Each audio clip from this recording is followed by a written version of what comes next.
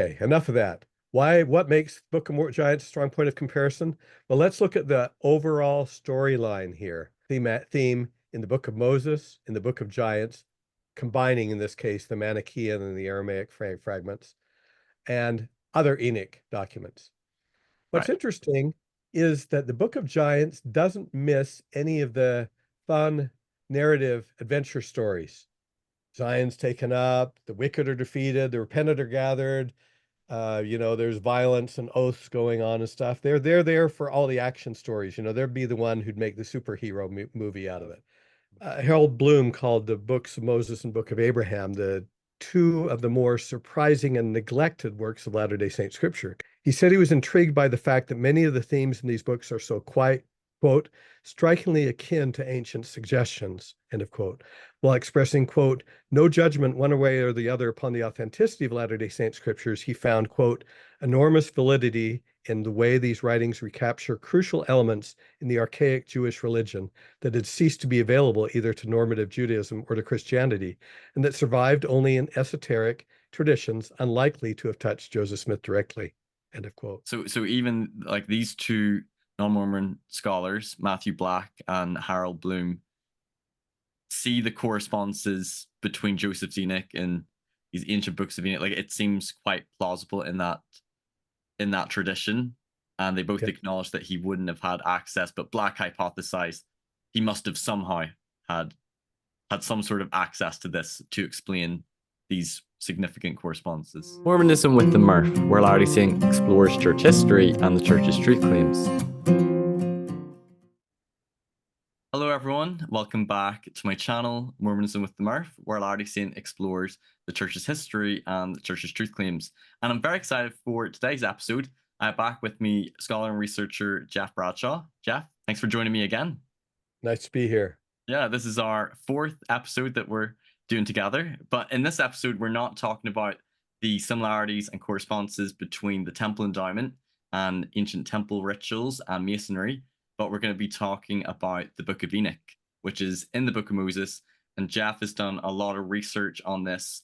And we're going to be talking about some of the correspondences between Joseph Smith's Enoch in the Book of Moses in like themes, motifs, language, and some ancient Enochic documents and literature as well. And this is probably going to be some fascinating stuff if you're not familiar with this. And I think probably some of the best evidence for Joseph Smith being inspired as well. But we're going to really dive in deep into that. But Jeff, thanks for coming back. Is there anything you want to say before we dive into your presentation on the Book of Enoch? No, my favorite thing to do is dive, so let's dive. Okay, brilliant. Okay, so let me go ahead and share the screen. That's right. We're going to do that so you don't have to stare just full time at our faces here. And I press share. How's that coming Jeff, across? you've written a book, I believe, on the Book of Enoch, or you sent me one. Has it been published yet? And what is it called? Yeah, there's a book that's just centered on Enoch and brings together the ancient stories, which just dovetail with the modern, if we can call that, or Joseph Smith's version of the story of Enoch. And in that book, it's called Enoch and the Gathering of Zion. I try to bring those stories together. It's more readable than the stuff I usually do because it's just pretty much going through frame by frame of that combined story and giving all the sources. So that's what you see on the left here, right? Are you seeing that? I can see that, yeah. Okay. And then on the right is a longer book that is part of the In God's Image and Likeness series that covered Enoch, Noah, and the Tower of Babel.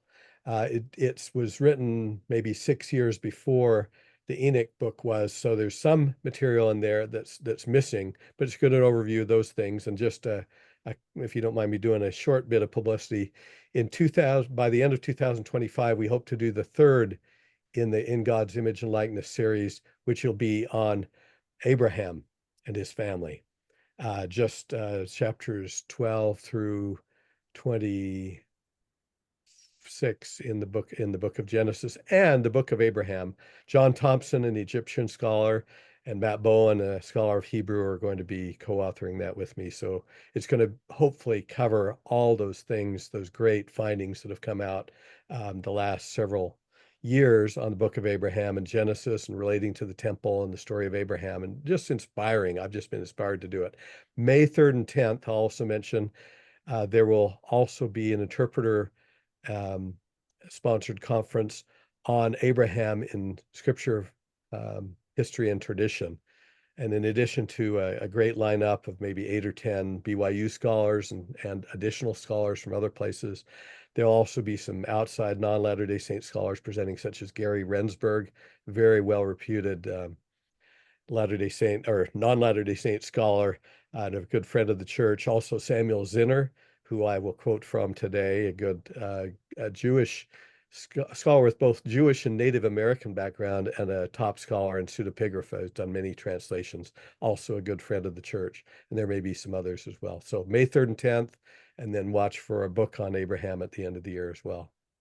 Exciting stuff. I'll put links in the description where people can get your books and articles as well that you've done this. And I'm just going to invite listeners to like this video and share it with other people, because we were talking about before we hit record that the Book of Enoch is one of those interesting, I would say, evidences that often isn't as highly promoted or emphasized, maybe compared to things like Book of Mormon complexity or the witnesses or old world geography. So I would encourage people to share this, because I think this will be quite a fascinating episode. Okay, so where do you want to go next? So let's just kind of review the questions you and I have discussed beforehand. I'm going to start with talking about why is Enoch important, just briefly on that. And then there's tons of ancient Enoch literature sources out there, which is what makes this deep dive fascinating. And so we're going to talk through each of those and then focus on one in particular, the third item here, called the Book of Giants. And I'm going to talk about what makes it a particularly strong point of comparison to the Enoch story in the Book of Moses. And then we'll talk about actually whether or not those resemblances are just coincidences. It's really hard to do a good comparative study, and there's a lot of bad comparative studies out there. So I used now what is a fairly well-regarded methodology to do that and to have some quantitative data to back it up, just to say, you know, what is their influence going into the Book of Moses from other sources, and if so, how can we characterize that? That's important, because I think it's important to distinguish between what are quite significant correspondences between two texts, or things which would be unlikely for there to be, and then vague parallels and ignoring all the vast differences as well. So I think that methodology will be important to defend and acknowledge. And another thing I guess I learned from Lauren Stukenberg, who has done this, going along with what you're saying, it's important not only to look at similarities but differences, but also the prevalence of some of those similarities in other literature outside the Enoch literature. For example, if we find that there's a special term or a special theme talking about, you know, heavenly ascent in general or other things, and we find and we just draw a parallel in the Enoch literature and Book of Moses Enoch, but it's all over some other source or all over the Bible, then it doesn't mean a whole lot. But what we're looking for is what's unique to Enoch stories anciently, and as you say, the things that are significant, and also, gee, you know, are there significant differences as well as similarities? Okay. Yeah. So let's start on why do we care about Enoch? Why is he important? Well, first of all, it's a fascinating story. In the Bible, in Genesis at least, I guess we only have one, a few verses about him, pretty much in a genealogy, and then it has this very mysterious verse at the end, and he was not, for God took him, which here you can see from two very beautiful British renditions of Enoch's ascent. It's taken to be a translation or an ascent to heaven. In the left, I like this one. This was actually never executed. It was designed as stained glass. And then during the war, the chapel that was going to host it was never built. So we have this one photograph of it. On the left, that Latin says, "Behold, I come to thee, Lord." And you notice that he's taking him up in an embrace to heaven the world leaving behind and a serpent at his feet. He's leaving that evil world behind to live with God. The one on the right is kind of cool because you see God taking him by the wrist from heaven and pulling him up again in a heavenly ascent. And that's from the Canterbury Church. So I like both of those. But that's pretty much we knew. If all we knew was from Genesis, we know that. Now, there is one other place that we know in the Bible about Enoch. Have you heard of that one? Is it in the Book Steve? of Jude? It's Book of briefly Jude, mentioned. yeah. Yeah, so you've heard of that. Do you want to say anything about that?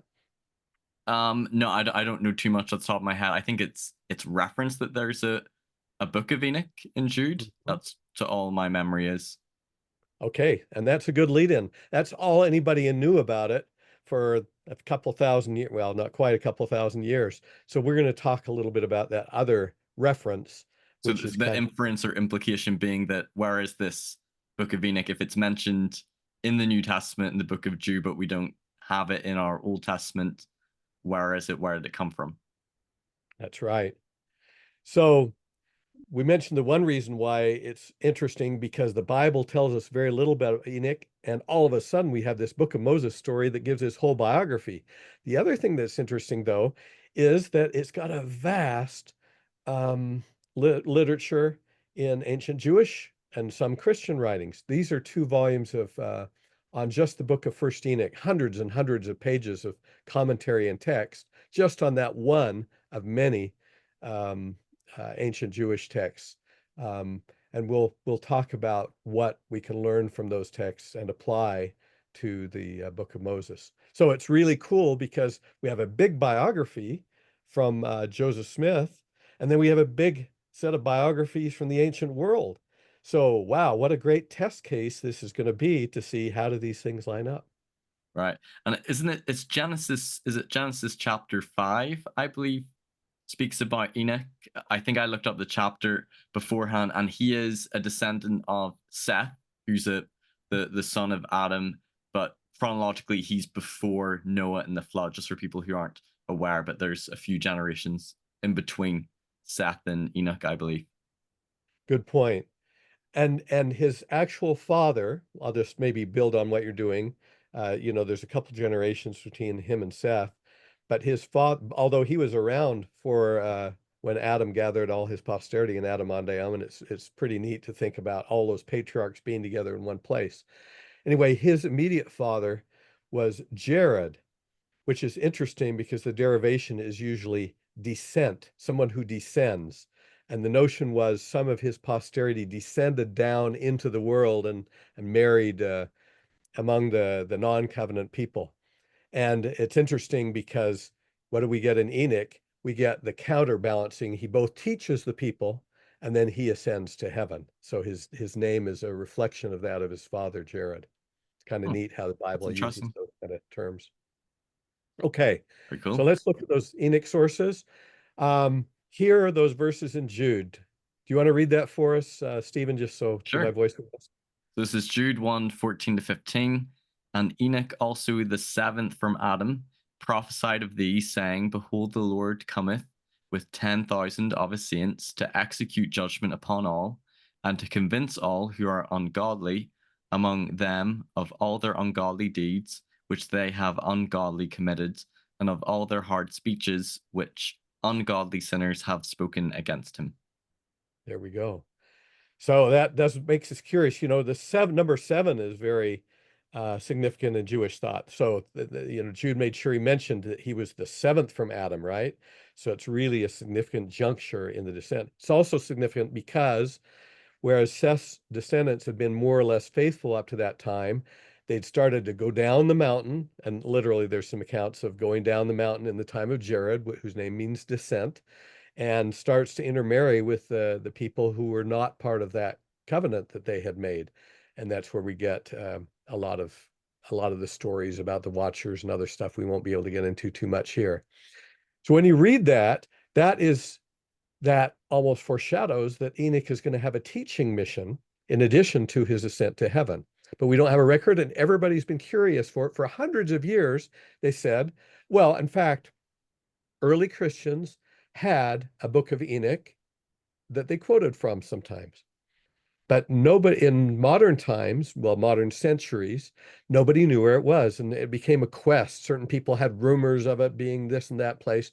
And it wasn't till the time of James Bruce of Kinnaird, I guess someone who lives a little closer to you than to me physically, and about 1765, that he followed a rumor that turned out to be true. And he found the Book of First Enoch, in which this is a quote, and actually there's a leaf from that book that has that quote from Jude. And it was found in Ethiopia, of all places. The Ethiopian Christians had kept it as part of their canons, scripture canon. So it was just scripture to them. Now, another interesting thing is there's at least one scholar I've read, I won't name him because he's a good friend and I appreciate him, but he made the mistake in a book he wrote saying, yeah, the Mormons also have the Book of First Enoch in their canon of scripture too, not realizing that our Enoch is not the same as the First Enoch that the Right. Ethiopian saints had. And those Ethiopian Christians, would they have had their Book of Enoch? Would it have been compiled, their biblical text, the same as our Bible, and would have they placed it in the Old Testament portion? Yeah, their canon differed a little bit from ours in other ways, but basically it was in their Old Testament and still is today. I see. Now the interesting thing is that it took a while from 1765 till 1821 before it got published.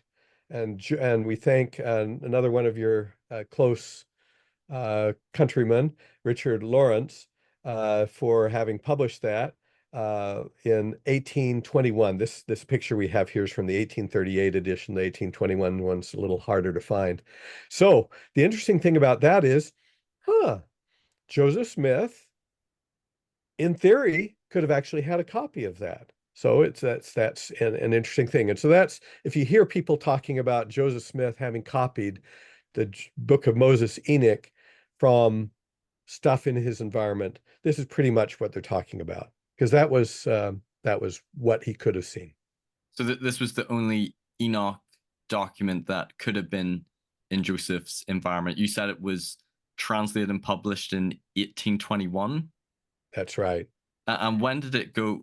Did you say it was translated and published? Was it in the UK, or what country was it? It was in the UK, and then there was oh boy, I should have checked my facts before I left. I believe that there was a US edition in 1828.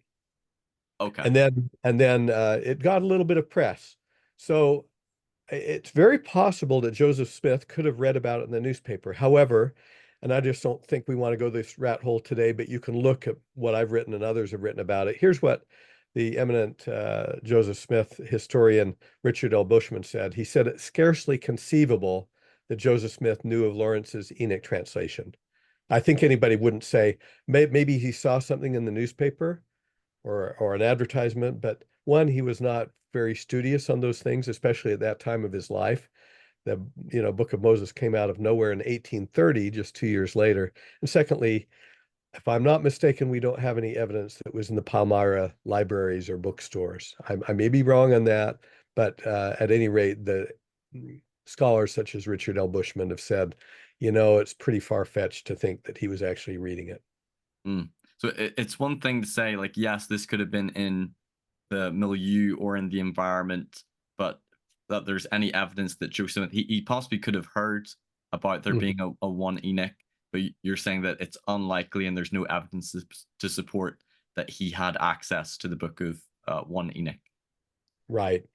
Now the best article on that subject was by Colby Townsend, who's not at the current time much of a believer in the Book of Moses, although he's a really great guy and a great friend. And he did a very comprehensive survey of the libraries around and says, certain things, newspaper articles that could have appeared. But again, that smoking gun, that missing link, I don't think he found it, in my view. You can take a look at it yourself. But there is one thing even more important about whether or not Joseph Smith had a copy, and Colby himself wrote this, and he said, the literary connections, meaning to the Book of First Enoch, are very loose, and more time and attention should be placed elsewhere. Mm. So even he, who is very much an aficionado of looking at the Book of First Enoch for connections to First Enoch, he pretty much concluded that yeah, they're pretty loose connections, and probably we ought to look at the other Enoch literature. Right. So you're saying that even if we were to say that if Joseph Smith did have a copy of 1 Enoch, which there isn't evidence to support, but even if he did, that the correspondences between Joseph's Book of Enoch and 1 Enoch are quite slim at best. And what you're going to probably go on to show is that other Enochic documents that we have, which come forth after Joseph Smith, that there's stronger correspondences. So 1 Enoch wouldn't explain Joseph Smith's Book of Enoch. No, not as well as others. Now, I will say one thing, not as well as others can. I will say there is one exception. There's very loose stuff throughout the whole book of 170 pages. What have we got? 3 or 4 pages in the Book of Enoch and Quite Book of long. So 1 Enoch's 170 pages. Yeah, yeah. And that's not in the George Nicholsburg commented edition. That's in a little tiny book. Here, I'll get it for you. So there's 170 pages just in this version that Nickelberg edited, which only has, just the text itself on the inside. So it's pretty extensive. Mm. And do And scholars have a rough date when they believed 1 Enoch was likely first written, or are these likely texts that were passed down from oral and textual tradition? What's sort of like the rough dating that they would give for 1 Enoch? so that's a good question. So there's a range of dates. Really, most scholars accept that the Book of First Enoch is a compilation of probably 5 different documents, some stretching back to maybe as early as 300 or 200 BCE, and some going perhaps into the 1st century. There's a lot of contention around that, but over a 200 or 300 year period around the millennium, Christ's millennium there, they believe that came. Okay.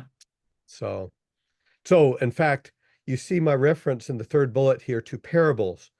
The one portion, which is really somewhat of a separate book of First Enoch, arguably one of the oldest sections of the book that comes probably from the Dead Sea Scrolls related people, is called the Parables of Enoch, not parables in the New Testament sense, but speaking of different kinds of prophecies and lessons of things to come. And the parables, and I've written a whole article with Kent Brown, the great BYU New Testament scholar, taking the Book of Parables and other New Testament literature that talk about messianic predictions around the time of Christ. So I can give you a reference to that if you're interested. You can feel free to post it. But the basic thing is there are, in that one part of the Book of Enoch, which talks about the messianic expectations there, which is one of the things in our Book of Enoch, of course. When I say our Book of Enoch, Expecting or prophesying that a Messiah will come. Yeah, and some of those are pretty interesting. And to me, the only really super interesting ones that aren't found elsewhere are there in the Book of Parables. And they're not word for word, they're not there, but they sort of show that you have that theme operating at that time. But there was a lot of stuff floating around in the Second Temple literature about Christ at that time, about a future Messiah. So, Right. And with the Book of 1 Enoch, and this might apply to some of the other texts, are these considered by scholars to be like pseudepigrapha or midrash? What sort of genre? Like they don't believe that Enoch wrote these documents, but they're sort of either passed down, attributed back to Enoch, or somebody giving like some sort of a commentary. What would 1 Enoch? What genre of scripture would it fall under? yeah, I think most scholars would call it pseudepigrapha, and I think virtually everybody would in the scholarly world.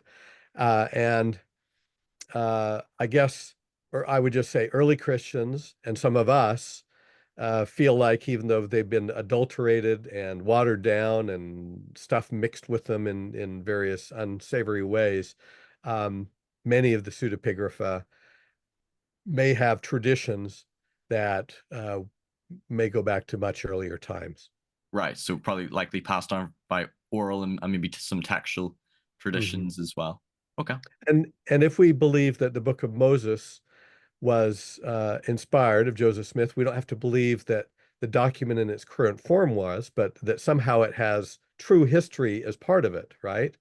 For example, David Calabro has argued that the Book of Moses in its current form may go back to early Syriac times and may have been used as a baptismal initiation document that drew on earlier texts. So we don't have to believe that the document in its current form was that, but I guess as someone who believes in the inspired nature of Joseph Smith translation, I would say, I think he's got true history of Enoch in there, if that makes sense. Yeah, Some awesome. of the other documents we see, though, are definitely later and derivative. Okay, this is one of the ones that's one of the oldest that we have. Okay, so that's 1 Enoch. Okay, and so let's go to 2 Enoch. And so you notice they kind of got little nicknames. The Ethiopian Enoch is first Enoch, and the second Enoch, fittingly, I guess, is called the Slavonic Enoch. It was in the old Slavic language, and I chose this as the book cover to feature because Andrei Orlov, who's got Eastern European background, has been really the go-to scholar in the 20th and 21st century on those particular documents. In fact, my co-author on the Enoch in God's Image and Likeness volume, David Larson, was a master's student to Andrei Orlov at Marquette University back in the day. So we had the benefit of that when we were looking at Enoch. Okay. So Quick what question about on 1 Enoch and 2 Enoch? So these aren't just different languages, but is 1 Enoch and 2 Enoch, they're 2 different documents or 2 different scrolls? Is there an explanation why one is called 1 Enoch and why one is called 2 Enoch? Is it just that these are 2 different documents about Enoch? Yeah, that's right. One was found in 1821 and one was found in 1896. There is some affinity. For example, you'll find, certain stories about the Watchers, which of course are in the Bible as well. So it's not surprising that some of the biblical material. But in the case of First Enoch and Second Enoch, remembering First Enoch's a compilation of a lot of stuff, there's probably less overlap than between second and third. So, and third is a late one that probably drew a lot from Second Enoch, but also seemed to have some independent sources. It's kind of like the Gospels, We find Matthew, Mark, and Luke have some very close material in them, and then we find John is a real outlier. It was later, the earliest manuscript for John? Yeah, I don't know for sure. There's big contention about dating. I won't take a firm position on whether it was later than, say, Luke. But certainly it was a parallel tradition, and he drew on a lot of things that the other folks don't seem to have had, although there was some common. John is a very much smaller percentage of overlap to Matthew, Mark, and Luke than they are to each other. Okay. And would scholars date the Book of Second Enoch or 2 Enoch to likely a similar time of 1 Enoch? So it's probably a little bit later, probably not any time before Christ, but probably a little bit after in its origin. And then it went through the hands of it was preserved by the hands of the Eastern Orthodox Christians who valued it, although it wasn't part of their scripture. Okay. And so the current text date to, the Middle Ages. Okay. So the thing that is most of interest to us there in terms of something new that we don't find in First Enoch so much, and that that is of interest to us because of the Book of Moses, is his initiation into the heavenly mysteries. So just this phrase, for example, go and take Enoch and remove his earthly garments and anoint him with my sweet ointment and put him into the garments of my glory, etc., etc. Now he has a heavenly experience, which we know is the completion or fulfillment of what we experience in the temple in terms of our own ritual. But some of the passages that have to do with that, and actually in Moses 7, 3 or 4, we have Moses ascending to heaven in similar fashion. Some of the passages like that are a special interest for us. Okay. Just to highlight one other thing in Second Enoch, he's called lad. And it's interesting, you could have called him youth or boy or something else. It's interesting that most of the translators choose to give him the name of lad. And guess what? In Moses 6:31, we find do you remember Enoch complaining that he is just a lad? Mm-hmm. So it's been fun to go through how people are trying. There's a lot of convoluted reasoning and a lot of simple reasoning about how it came through. I think it was Gary Rensburg, our guest non-Latter-day Saint person who's coming for the Book of Abraham conference. But I think he says it was just because he was so much younger and advanced so much more quickly than the other older prophets who were still alive, some of them at the time, that they called him lad or boy, and he used the word lad. And actually that squares pretty much with our Book of Moses, where he says, I'm just a lad, and comparing himself to all these old patriarchs who are still around. So that's kind of fun. So you say that's the book of Second Enoch that also has that same reference to Enoch as lad? Yeah. That's how it's translated? Yeah, it's not quite the same context. It isn't Enoch complaining of his unreadiness to the Lord, saying he's a lad, but he's actually given the title of lad, and it becomes kind of his nickname in the book, which is kind of interesting. It's funny because it echoes that, but it's fun. It has a unique material. It says it, in essence, it became his nickname, a title for him. Interesting.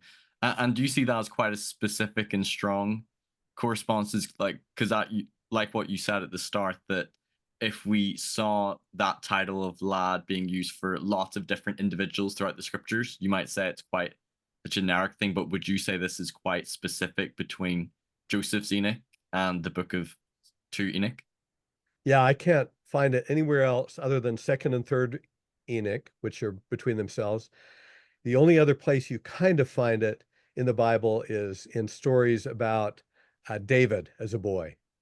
So it is a motif that's taken up in the Bible a little bit, and David might be the closest sort of bearer of a similar thing, but he's not. It doesn't quite take the same form. The fact that it occurs in more than one place in the Enoch literature and it's taken to be so significant is I think something worthy of note. Okay, very cool. I'm not the first one to note that. Yeah. So let's go on to 3rd Enoch, because we're just warming up still here a little bit here. So it wasn't really translated into English. I'm sorry, 2nd Enoch was was around a while before, but not in Joseph Smith's time, translated into English in 1896. 3rd Enoch, first English translation was 1928. And here's my French translation, kind of my go-to that I really like. It has nice commentary, nice translation. It also includes, because it's kind of close to 2nd Enoch, but probably is more, well, almost certainly is more, I should have gone back and looked at my dates, but say 12th to 15th century, somewhere in there, it comes from its origins in terms of how it's pulled on, but of course, pulling from older material. So it includes that lad and transfiguration theme that we find in 2nd Enoch. But there's a couple of interesting things that it drew from that aren't in 2nd Enoch. For example, it says that Enoch is going to get a divine throne. And many Latter-day Saint scholars have remarked how interesting that connection is to Moses 7:59. I don't think any Old Testament characters, there's maybe in the Jewish pseudepigrapha, that I can think of that are told specifically by God himself that they are going to be given a divine throne. So it's very significant, that reference in 3rd Enoch. There's also a vision he has of the spirits of the dead and of those yet to be born, of the pre-existence, which is kind of cool because Enoch also, of course, as well as Moses, get that view of the premortal life. And premortal life is pretty rare to find those references in places, especially in late Jewish literature like this is. Right. So there's this reference to this bestowal of a divine throne for Enoch. You're saying coming from 3rd Enoch, and a vision of the spirits in the premortal existence as well from 3rd Enoch, which you're saying corresponds with these scriptures in Joseph's Book of Enoch in the Book of Moses. That's right. Okay. Well said. That's cool. So let's go 2 steps further. We only got 2 more to go. This is a lot faster. I know it's taken a while, but it's a lot faster than reading Nibley's Enoch the Prophet, where he goes through all these ones, which is really a fun read because he's much more entertaining than any of us. But this will give you a quick course. The other one is the Mandean Ginza. The Mandeans were, do I say that here? They're probably a 1st century baptismal group in Palestine or Syria. In fact, they're known for their having revered John the Baptist. So some people think that they actually, some of them might have connected as disciples to John the Baptist. And traditionally, they've also, which is interesting, rejected Jesus Christ, been very Oh, negative to him. so they're more Although disciples of on John the Mary. Baptist. Yeah, so there's all kinds of stuff you can read about that controversy. But at any rate, they're very old, and they have their sacred book is called the Ginza. And I should have gone back and checked my dates, but it wasn't until maybe in the 1700s that we had a Latin translation of the Ginza. Wasn't very well known. In 1926, what you see here is the first well-known by scholars publication of the Ginza, and I'm so grateful to have an original copy of that from 1926, almost 100 years old, in German. But its first English translations were like mid 1900s for people like you and me who prefer English, by Rudolph. And so, Joseph Smith's just not going to see this book either. I remember this image of the Mandeans as well in our last episode, looking at ancient temple rite correspondences. And I think I remember you saying that they do their own sort of like ceremonial hand clasps as well. That's right. They have a series of ceremonial hand clasps. They're known for that. And they mark different stages in the ceremony. Here they are demonstrating that. You notice the white cloth that's between the hands of the two people taking the final one in the series, almost as if there might be a veil there symbolically. And you notice their clothing as well. And it's interesting. We could if you want to we could spend a whole time just talking about the Mandeans. There's so many cool things about them. But their rituals, including things that we would see resemblances to our temple rituals, were given them by 3 divine messengers who were sent to teach Adam. So that's also fun as well. Well, that's a bit of a correspondence to our temple endowment. It is, isn't it? It's kind of interesting. Anyway, just giving you that background, these are some people who are clued into some things that are of interest to us generally. But one of the most interesting, unique things that is in their account of Enoch is they talk about a river being turned from its course.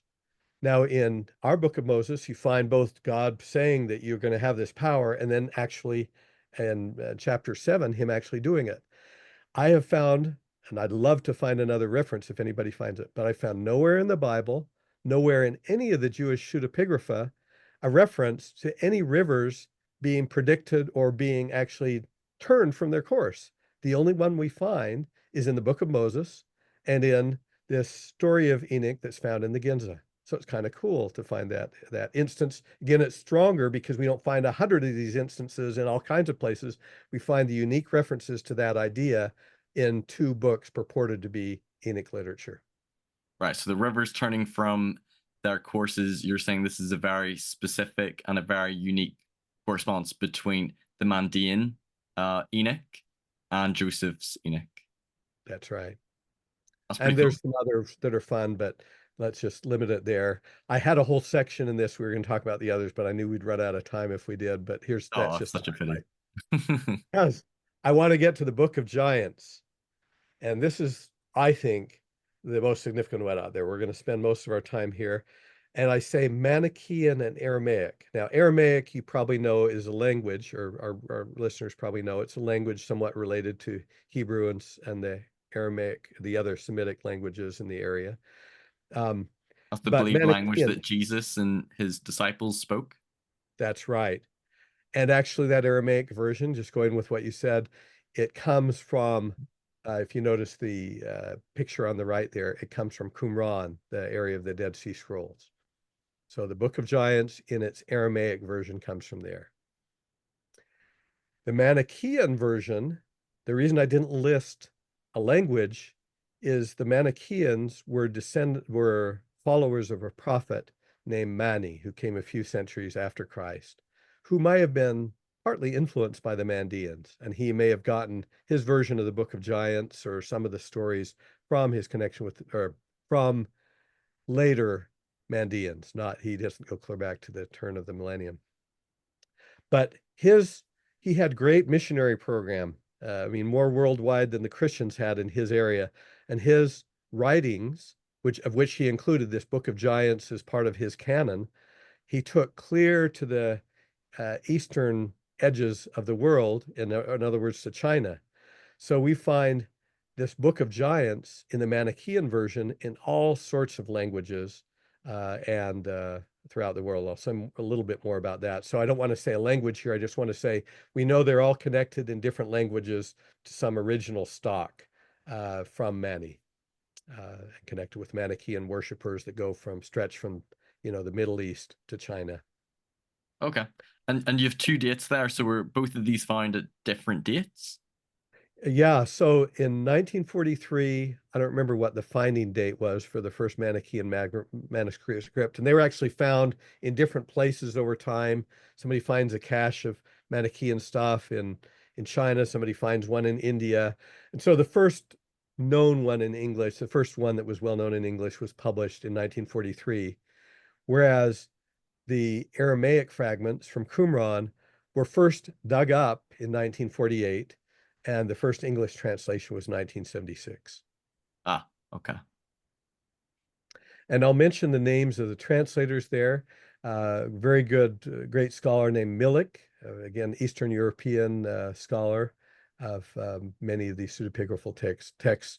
And then Matthew Black, and I'll have more to say about him in just a minute, was his So is this junior essentially the author. same text but in two different languages, or is there variations between the two text differences?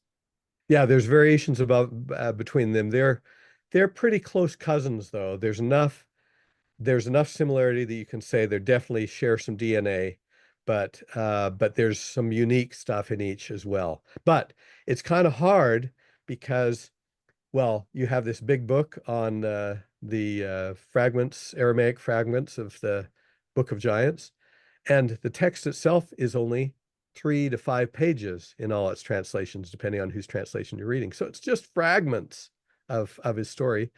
And the Manichaean book is kind of in tatters as well, found in all these different caches. So not only do you have to kind of put together all these fragments and try to make sense what order they might be in, but also you have to I lost what. Yeah, but pretty much you have to translate them into a common language so you can look at them and then figure out what order are they in, and then what are the gaps between all these fragments mean. So it's a pretty tough task. Okay. And one question somebody might be wondering who's first learning about this is, okay, the other documents is 1, 2, 3 Enoch. Why is this called Book of Giants? Because I'm going to talk about the giants in just a minute, if you'll hold on, because Okay. really it's not the teaser is it's not about giants. Oh, that's a pity. It came because of an error in Greek. But I have to tell you what it is about and how that got there a little bit, if you don't mind. Okay, that's perfect. That's fine. So it's a very short book, but it contains some of the oldest surviving Enoch material. It might even be older than the Book of Parables.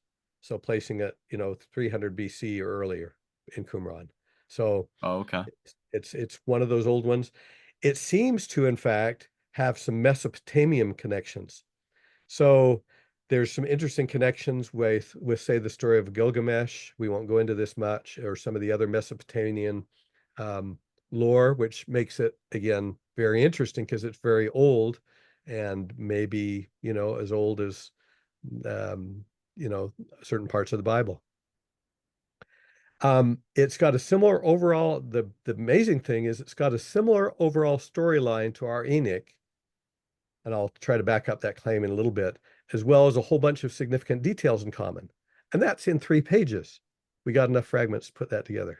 Right, because if it was from, like, comparing it to 1 Enoch, which you say is 170 pages, you could maybe say, oh, if you find a few parallels of 170-page text, you could say, well, that could just be coincidence. But you're saying it's a 3-page text, and Joseph's Book of Enoch, it's probably around the same, like 2 chapters? Probably around the same length, yeah. And remember, this is fragmented, the Book of Giants. We wish we had the whole thing, but right. And you're saying, but this text compared to 1 Enoch or some of the other documents has the most correspondences, particularly in the storyline, as well as some language and phrases. That's right. So really, just recapitulating what you're saying, different words, you not only want to look at the number of parallels, but you want to look at their density. So it's really, really dense with stuff that relates to our Book of Moses. But you also want to look at the storyline and say, when we put these things in order, is it a completely different story that they're telling? And then you also want to look at, does it follow the storyline from start to finish, pretty much? So we'll take a look at that in a minute. Fascinating. And then here's the part not about giants. So everybody, it kind of says, oh, it's another one of these fantastical things. Now the word that's translated as giants in the title is is really Gibborim in Aramaic. And Gibborim, you can get a little bit to the meaning out of it if you know that the Hebrew word for man is geber, Geber, and the word Gibor has two B's in it and is kind of said in a harder way. And the way I explain it is it's kind of like going from man to a he-man. So they're tough guys, mighty heroes or warriors. You're not a Geber, you're a Gibor. Oh, okay. So it's almost should be Book of Mighty Warriors versus Mighty Actual warriors. Giants. Okay. So the same term in Hebrew is used, for example, of Nimrod, the hunter. Do you remember him? He was a big, tough guy who went out and hunted beasts and may have been involved in the building of the Tower of Babel and, build his kingdom and so forth. And, non-Latter-day Saint scholars, one of my favorite, Ida Fröhlich, said the term does not involve the idea of a superhuman or gigantic stature. It was the Greek translation that introduced a term gigantes involving the notion of superhuman stature. Okay, so this was an error in the Greek translation from, did you say it was Aramaic? Aramaic.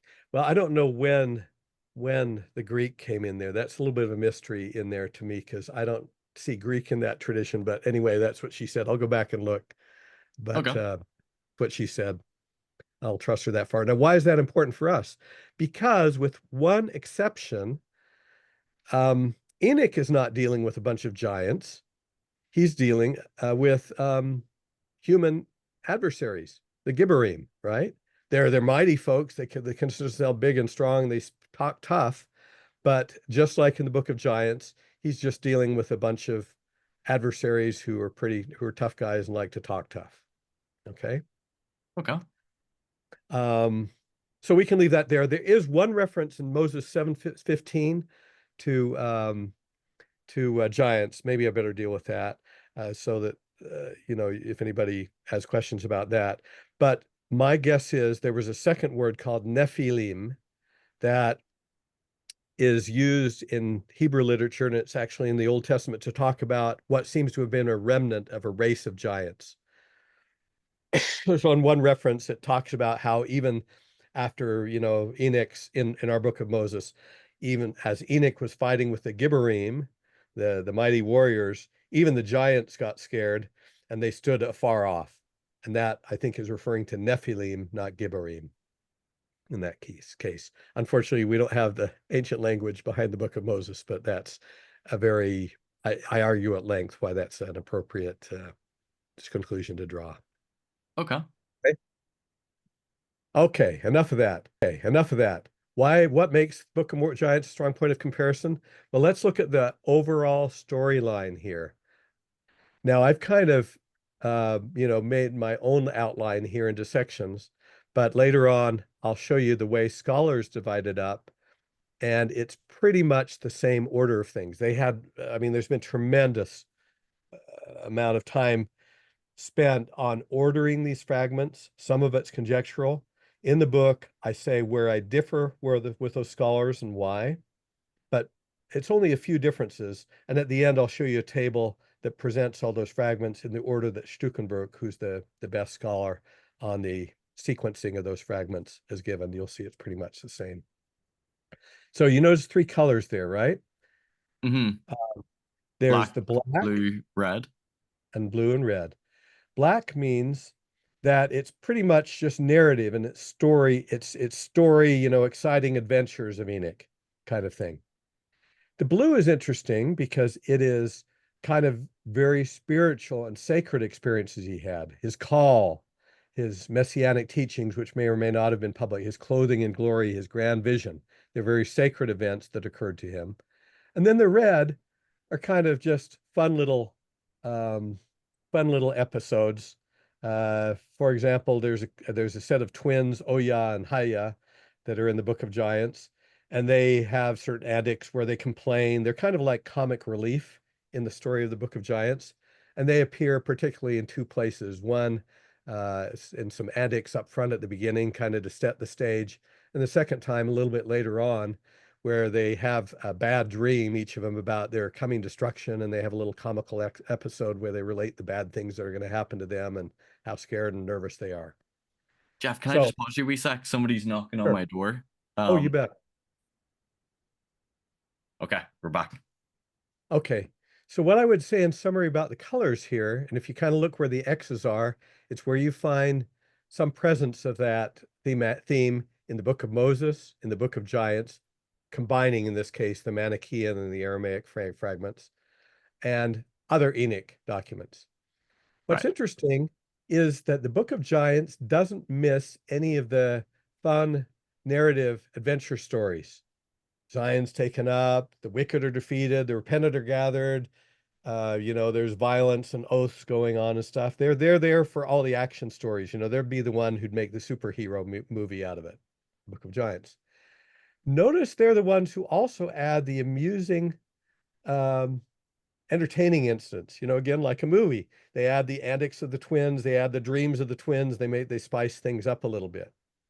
But notice they don't have any of the sacred teachings that we have in our Book of Moses. Isn't that interesting? It's almost like a version written for, primetime TV, or, the Christian or the religious initiates, as opposed to those who had the sacred teachers.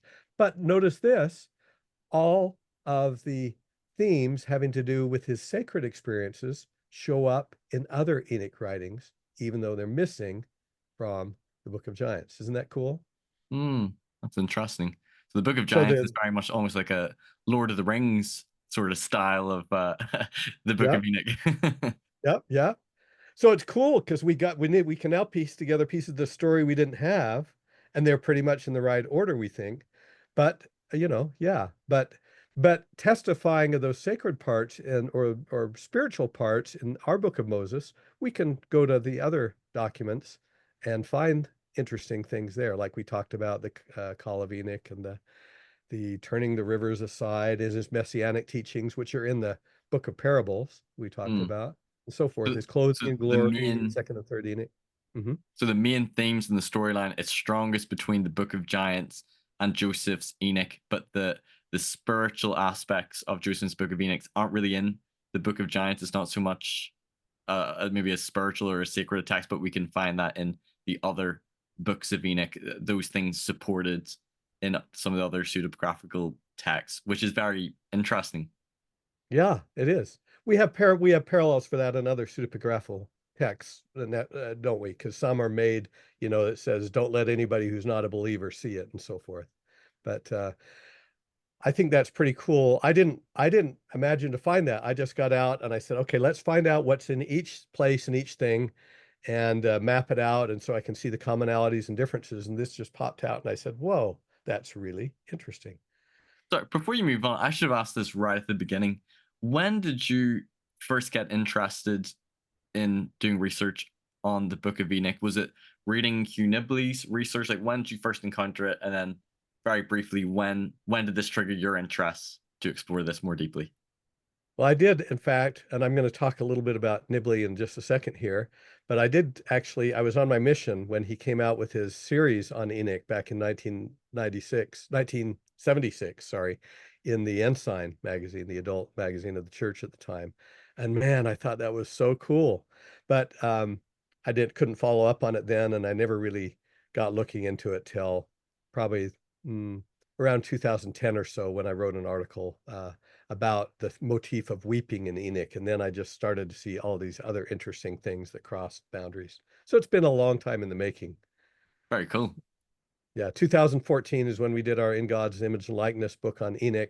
And then 2021 or 22 is when I found some of the new stuff that was cool, that is all put together in a story in that Enoch and the Gathering of Zion. Did I answer Alrighty. your question? Yeah, that answers it perfectly.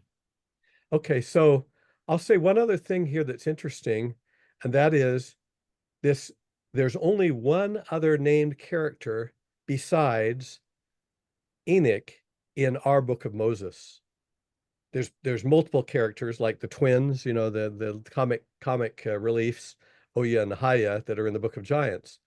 But the only one that's in our Book of Moses, and one that happens to be also in the Book of Giants, is Mahujah, Mahijah, Mahaway, depending on how you pronounce it. And actually, those names are equivalent. Everybody kind of agrees to that who studied the question.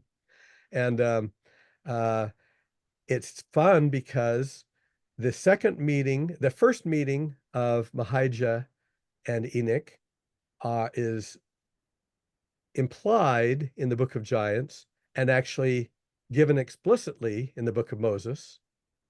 And the second meeting they have, there's all kinds of doubling, I'll just say, in the Book of Giants. They do everything twice. There's twins, there's two dreams, they meet twice, and so forth. I don't need to go into all that, but it's kind of like a chiasm kind of thing. But they meet a second time, and again, it's in the Book of Giants and it's in the Book of Moses, but it was hidden in the Book of Moses. Oh boy, I don't know if I want to talk about that. But the way things are punctuated in the Book of Moses, it looks like in chapter 7, it looks like Enoch goes alone to the top of the mountain. When you punctuate it more in line with the original manuscript, it's clear that Mahijah and Enoch met a second time on the mountain. And there's a cool thing there. If we have time at the end, we can go into it. If not, you can look in what I've written. So it's one quick cool. question on that. Is the name Mahijah or Mahujah, you're saying like there's these two variations. Are both those two different names in Joseph's Enoch? So that's my first question. And then the second question is it just because like in ancient Semitic languages, there's no vowels, just the consonants? So is it two different variations basically of the same name? Man, you're right on both counts. They are both variations in Joseph Smith's account. And I'll say a little bit more about that after. And it's kind of hard to figure out the way you're supposed to vowel these things because the vowels are missing.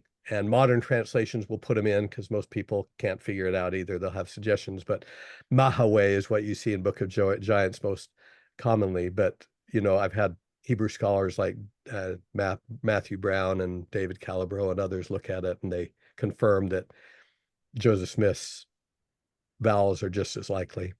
Now, what's interesting is, go to number 7 there, where Mahijah and Enoch meet for a second time. It's right before Enoch is clothed in glory. And I mentioned, this is just a teaser, that Mahujah went up on the mountain with Enoch, presumably. But what's interesting is in the Book of Giants, he leaves and takes off and joins his brethren again, and later on is killed in battle. So it's kind of like a tragedy story. He almost was going to be with Enoch. He was asking some good questions at his first meeting there, we read in the Book of Moses. But then when he got to the second one, he was actually taken up as almost a proto-disciple by Enoch, and could have gotten something, clothed in glory, and he left. Now, you get the storyline. What is interesting having to do with the name? Where the name Mahijah changes to Mahujah is when they go up on the mount. It's almost as if, and we can't be conclusive, but for Latter-day Saints, it almost makes us think of a new name that Mahijah got on the mount, kind of like we're used to Abram getting to Abraham, and and Sarai to Sarah. You change a vowel, you do a fix on the name with the voweling or something when you're giving somebody a new name.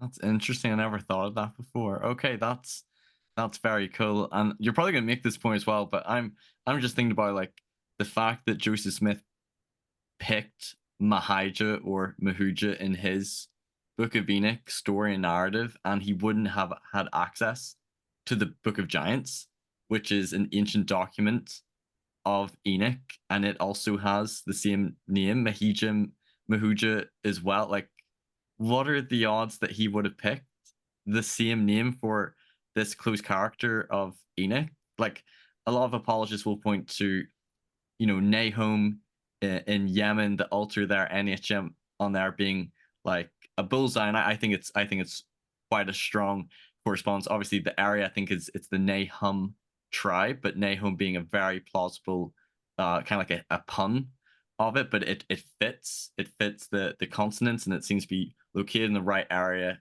And also the name of Mulek in the Book of Mormon, I believe, is a plausible like shortened Hebrew variant for Malchiah, or I think Malchiah is the name in the Old Testament, one of the sons of Zedekiah.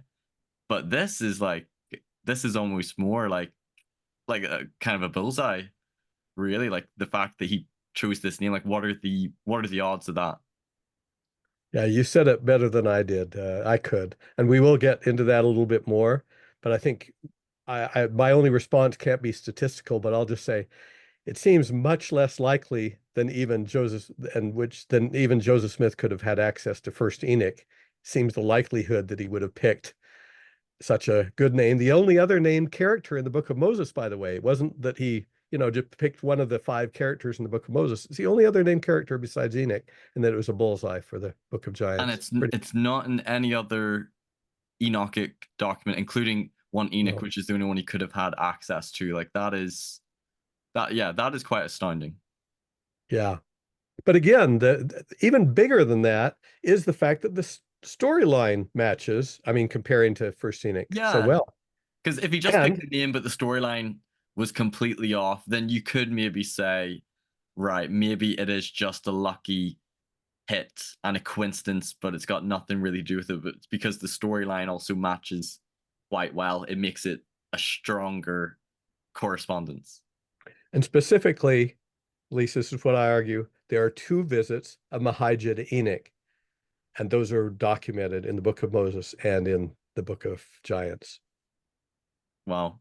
Like one I on the don't want to ground and one overstate on the it, but mountain. I also don't know how to understate. Like I feel like that's probably one of the most remarkable, I think, correspondences between, like, not just like the general story outline being very similar. The narrative is really impressive, but that specific thing, that's a hard thing to explain how Joseph got that right, putting that in his Book of Enoch.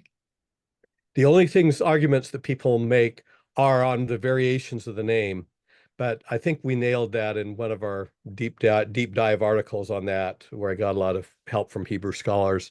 And so if anybody really hits those arguments, then read that article and see if you don't agree.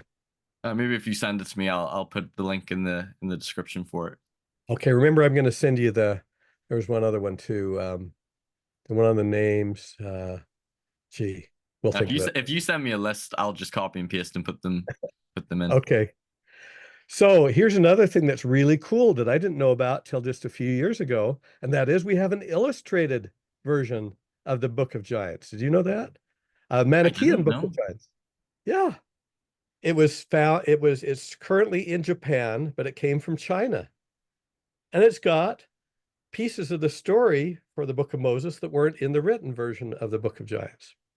So it's really cool. So this is part of a huge banner scroll, and we don't want to get into the levels of heaven and everything else that's on it right now, although I go through that somewhat in the book. You can read other sources about it. This sphere here you see represents the earth. And of course you see a tree / big mountain in the middle. I'll just say it can represent a mountain or a tree of life-ish kind of thing. In the center, of course, the holiest place with some smaller mountains around it. And out in the periphery are the bad guys. Look, we'll talk about them a little bit, but notice to the kind of the northeast quadrant, you see 2 ugly-looking characters kneeled down with long canine teeth.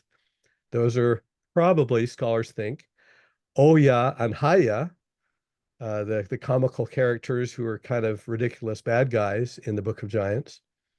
And then there's a character who looks exactly like them that's, let's see, almost to the 3 o'clock position from the bottom of the tree, and he's on his own little cliff-like place, and he's kneeling down, kind of repentant too.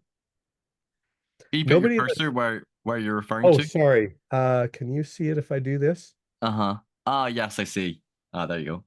He's the same, obviously the same kind of kind of creature or person that the other two are, who are kneeling out in the periphery there with the black clouds around him. But he's up on a cliff, kind of, up in the high place, which to me, without going into the details, kind of correspond with his trip to the mountain with Enoch. And no one has even identified that character because he's not named.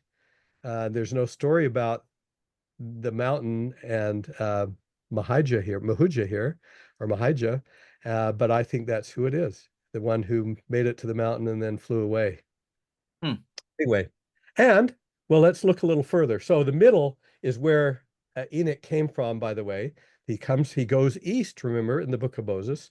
And you always go east when you're going to the wicked world. So that's where he would have encountered all these guys in need of preaching out here. And then he returned when he started to build the city with the righteous. He gathered to the center place here and built his Zion.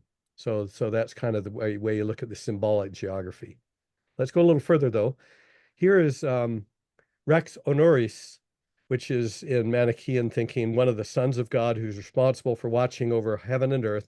He's flanked by 4 angelic warriors on each side. He's the one responsible for protecting Enoch against his enemies. And we can compare Moses, where it talks about the angels descending out of heaven and so forth, and how Enoch was promised protection from the Lord. But here's another interesting picture where you also see, it's a little fuzzier, a little damaged here, but you see they're the same kind of warriors, this time in full battle dress. But there's a kind of an interesting character. Look towards the upper right-hand corner. You see some guy who's not particularly a soldier, and you say, who is this?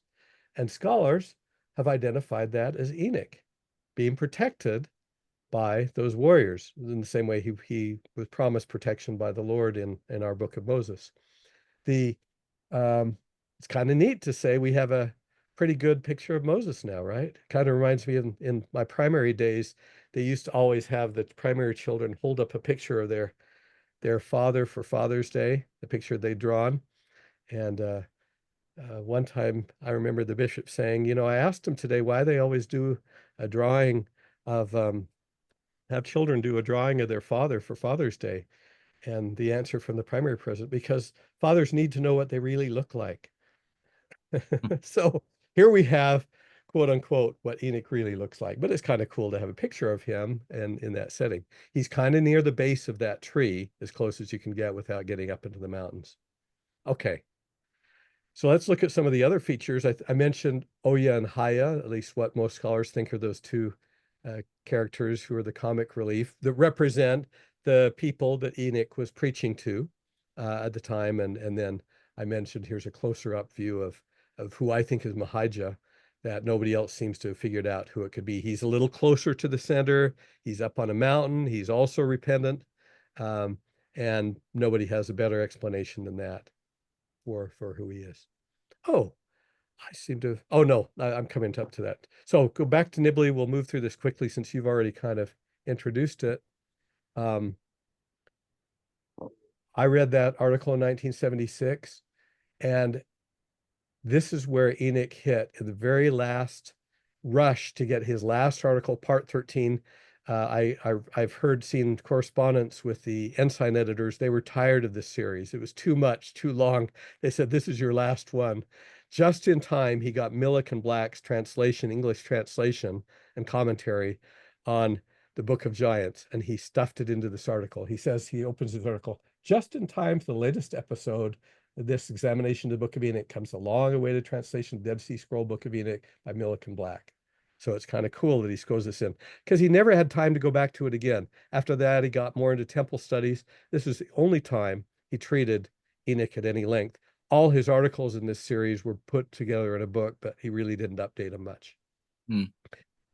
So here is kind of an interesting thing. That's kind of a Mahujah thing. I can't remember which way I decided it was going to go. There was a little bit of debate with me about that, but it does have a dotted I, so I think it's Mahijah in Emma Smith's handwriting, by the way. Yeah, it looks like a Mahijah to me.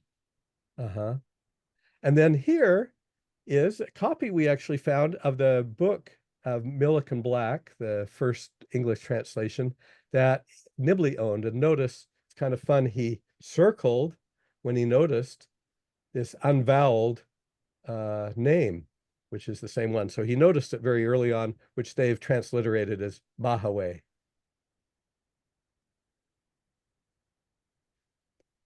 Now, Nibley tells, did you want to say anything? I was going to let Nibley tell his story about this a little bit. Well, I guess the question that some might be thinking is, Mahijah and Mahujah, are they really that similar in this translation? Maybe you could address that, because they might think that, oh, it doesn't maybe sound that close. I don't have in front of me the details of that. It's a very detailed thing about how different vowels get transformed at different points in time of the way Hebrew is done, how the Dead Sea Scrolls transliteration was different than other time frames and stuff. So if you don't mind, I'll send that article, and you can go through it, or readers can go through it, or watchers in gory detail. No But problem. I think it's a pretty solid case. And scholars differ among themselves. They don't always translate it or transliterate it the same way. Okay. So Matthew Black, the second author in the Book of Giants, Millick was quite elderly, I think, when that was published, actually came out to BYU to visit Hugh Nibley. And I thought you'd enjoy hearing Nibley tell about the visit in his own words. Okay. This was first published in 1976 in English. The Oxford published it. It was Father Millick that wrote it. But Matthew Black, a British scholar, he was the one who converted it into English. He was the word. And he was coming to Provo to visit. The very week this came out. And he wrote and asked me if there's something I would like him to talk about. So I said, well, tell me about Mahujah and Mahijah. And when I met him, he pointed to his pocket where he had a letter there. He said, I have your letter here. Well, we had some long talks, 4-hour talks in one case. He never would mention. His only answer was, well, we'll find out someday. He had a source somewhere. That's all he could say.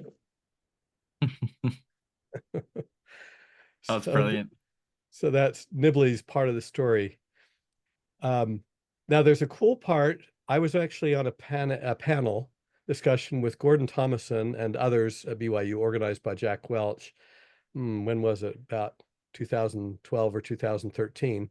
And we'd invited George Nicholsburg, just a wonderful man who'd written that great big commentary on Enoch, to speak at BYU about Enoch and the temple. But we also had a special issue, BYU Studies, which we wrote some things about Enoch, Latter-day Saint scholars, as well as George Nicholsburg. And we had a panel at the law school. And George Nicholsburg told an interesting backstory on that visit of Matthew Black. Again, remember, the co-translator of into English of the Book of the Giants, the Aramaic Book of the Giants. And I think that further underscores your point about how unlikely Black thought it was that Joseph Smith would have found it by chance. You already heard Nibley say, someday we'll find the document he got it from. Right.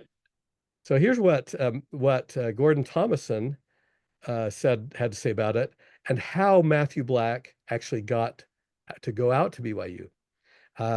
Thomason at that time had come to Cornell. There was a lecture at Cornell. He'd specially gone there. Matthew Black was going to go take up residence at Princeton's Institute for Advanced Studies, so this was no slouch of a scholar. And he gave a lecture at Cornell, Black did, where Gordon Thomason was present, Latter-day Saint. Thomason knew about Nibley's research on Enoch, and he approached Black after the lecture. And this is in the words of Thomason. Do you mind if I read it to you? Because I'd love to. Just a couple paragraphs. Waiting until the last of the lecture crowd had disappeared, I asked Professor Black if he's familiar with Joseph Smith's Enoch text. He said he was not, but was interested. He first asked if it was identical or similar to First Enoch. I told him it was not. Notice, no, it was not. And then proceeded to recite some of the correlations Dr. Nibley had shown with Millick and Black's own and others Qumran and Ethiopic Enoch materials. He, Black, became quiet. When I got to Mahujah, Moses 7:2, he raised his hand in a please pause gesture and was silent. Finally, he acknowledged that the place name of Mahujah, that's right, in the book of Moses, it's called in verse chapter 7, it's called a place name, Mahujah. But when you look at the original manuscript, I argue, and I won't go to the detail here, you'll notice, to me, it's more plausible that Mahujah was his name and his name had been changed, and he went up with them to the mount. Anyway, Mahujah could have not have come for first Enoch. He knew that it couldn't have come from there. He then formulated a hypothesis consistent with this lecture that a member of one of the esoteric groups he had described previously during his lecture must have survived into the 19th century, and hearing of Joseph Smith must have brought the group's Enoch text to New York from Italy for the prophet to translate and publish. I did not argue the point that the Book of Moses might not have been available in Europe in time for someone to sail to the United States and get to New York to meet a late 1830 or even 1832 publication deadline. At the end of our conversation, he expressed an interest in seeing more of Hugh's work. I proposed that Black should meet with Hugh, gave him the contact information, and then they went out to BYU. But you see, when you talk about the chances of that, Matthew Black himself had to come up with a hypothesis on the spot that it came through some esoteric channel somewhere, because he couldn't believe that Joseph Smith could have come up with that himself. Right. So he's saying that the correspondence is so unique and so striking that there had to have been some source, some access, and he's hypothesizing that someone from, you said from Italy, or someone came over and could have given him the name. Some esoteric group from Italy that had preserved the text from That 1,000 preserved the years text. earlier. Because he knows it wouldn't have been accessible from the evidence and the data we have in Joseph's milieu, even if he had one Enoch. That's quite a hypothesis, but I can understand why you would have to go that route, because I remember whenever I first encountered some of these strong correspondences, whenever I was actually, interesting enough, out of the church at this time, and I had encountered a lot of the issues that causes a lot of people to leave the church that you'll see on Mormon Think or the CS Ladder, and I was then starting to like explore apologetics or faithful evidence. It sparked whenever I looked at correspondences to ancient temple rites and our temple endowment, which we've done episodes on, and I was like, okay, this is kind of interesting. And then I stumbled across the LDS Truth Claim series by Brett McDonald, who I've had on, and there was lots of interesting things. I thought, like when you looked at the combined testimony of the 3 and the 8 witnesses, their primary and secondary statements, looking at the old world geography convergences, the sheer complexity of the Book of Mormon that I hadn't really seen or understood before, and then some of the correspondence to ancient temple rites. But the Book of Enoch, I remember these correspondences just thinking like he had to have had access somehow to this as an unbeliever in my mind. It just seemed too striking to me at the time. But it's interesting that being an unbeliever, it didn't at all convince me to believe. I just thought to myself at that time, like, there has to be some naturalistic explanation for it, because it just seems so improbable that he just would have guessed that name right, on top of all the other correspondences in the storyline and the themes and some of the language between the Book of Joseph's Enoch and Ancient Enochic documents. That's such a great insight you have, and this is why I think there are very few, and I give some of the scholars who disagree with the church credit, who do dive into the ancient stuff, but most get into historical things or get into more superficial aspects to critique or criticize the church. When you get into the ancient stuff deeply enough, and you actually have a background in it, it really is a testimony strengthening thing. It doesn't create faith, but it nourishes faith, because you really realize, as you did, what a wonderful confirmation these things are. It makes me think of that quote that, isn't it, rational argument doesn't create conviction, but lack of rational argument can destroy belief. And if we have rational argument, it can create like a climate where belief can flourish. And that was certainly the case when it came to me. It wasn't what restored my faith or gave me that spiritual conviction was the Book of Enoch. It was ultimately feeling I had spiritual experiences and a revelation from God, which ultimately brought me back. But it was certainly something that helped that intellectual side. And particularly, I think if you have doubts or concerns, and I think there are definitely understandable reasons or issues people might have with aspects of our history, maybe when it comes to the Book of Abraham or polygamy or the priesthood ban. But if people just tend to focus on that, then they tend to just throw Joseph Smith and the church out as clearly he was not a prophet. He was either a con man, a fraud, a treasure digger. But then you need to take into account some of these things as well. And I feel like this is positive evidence in favor for Joseph Smith being inspired and being a prophet and having revelation. And it seems like what you're showing is at least some of these scholars they're seeing how strong the correspondences are. And I think you can at least respect why people might view Joseph's Book of Moses as inspired, even if you're not a person of faith and you're not convinced by it. You can at least why to Latter-day Saints they see it as, well, this seems to correspond very well. Well said. And you can also see in this that, of course, we're encouraged to study church history. And to me, when you get into the depths, our church history is inspiring. I always think of what's his name? There's a non-Mormon biographer of Joseph Smith who said that somebody asked him point blank, well, do you think Joseph Smith was a prophet? He said, no. And then he said, but look what he did.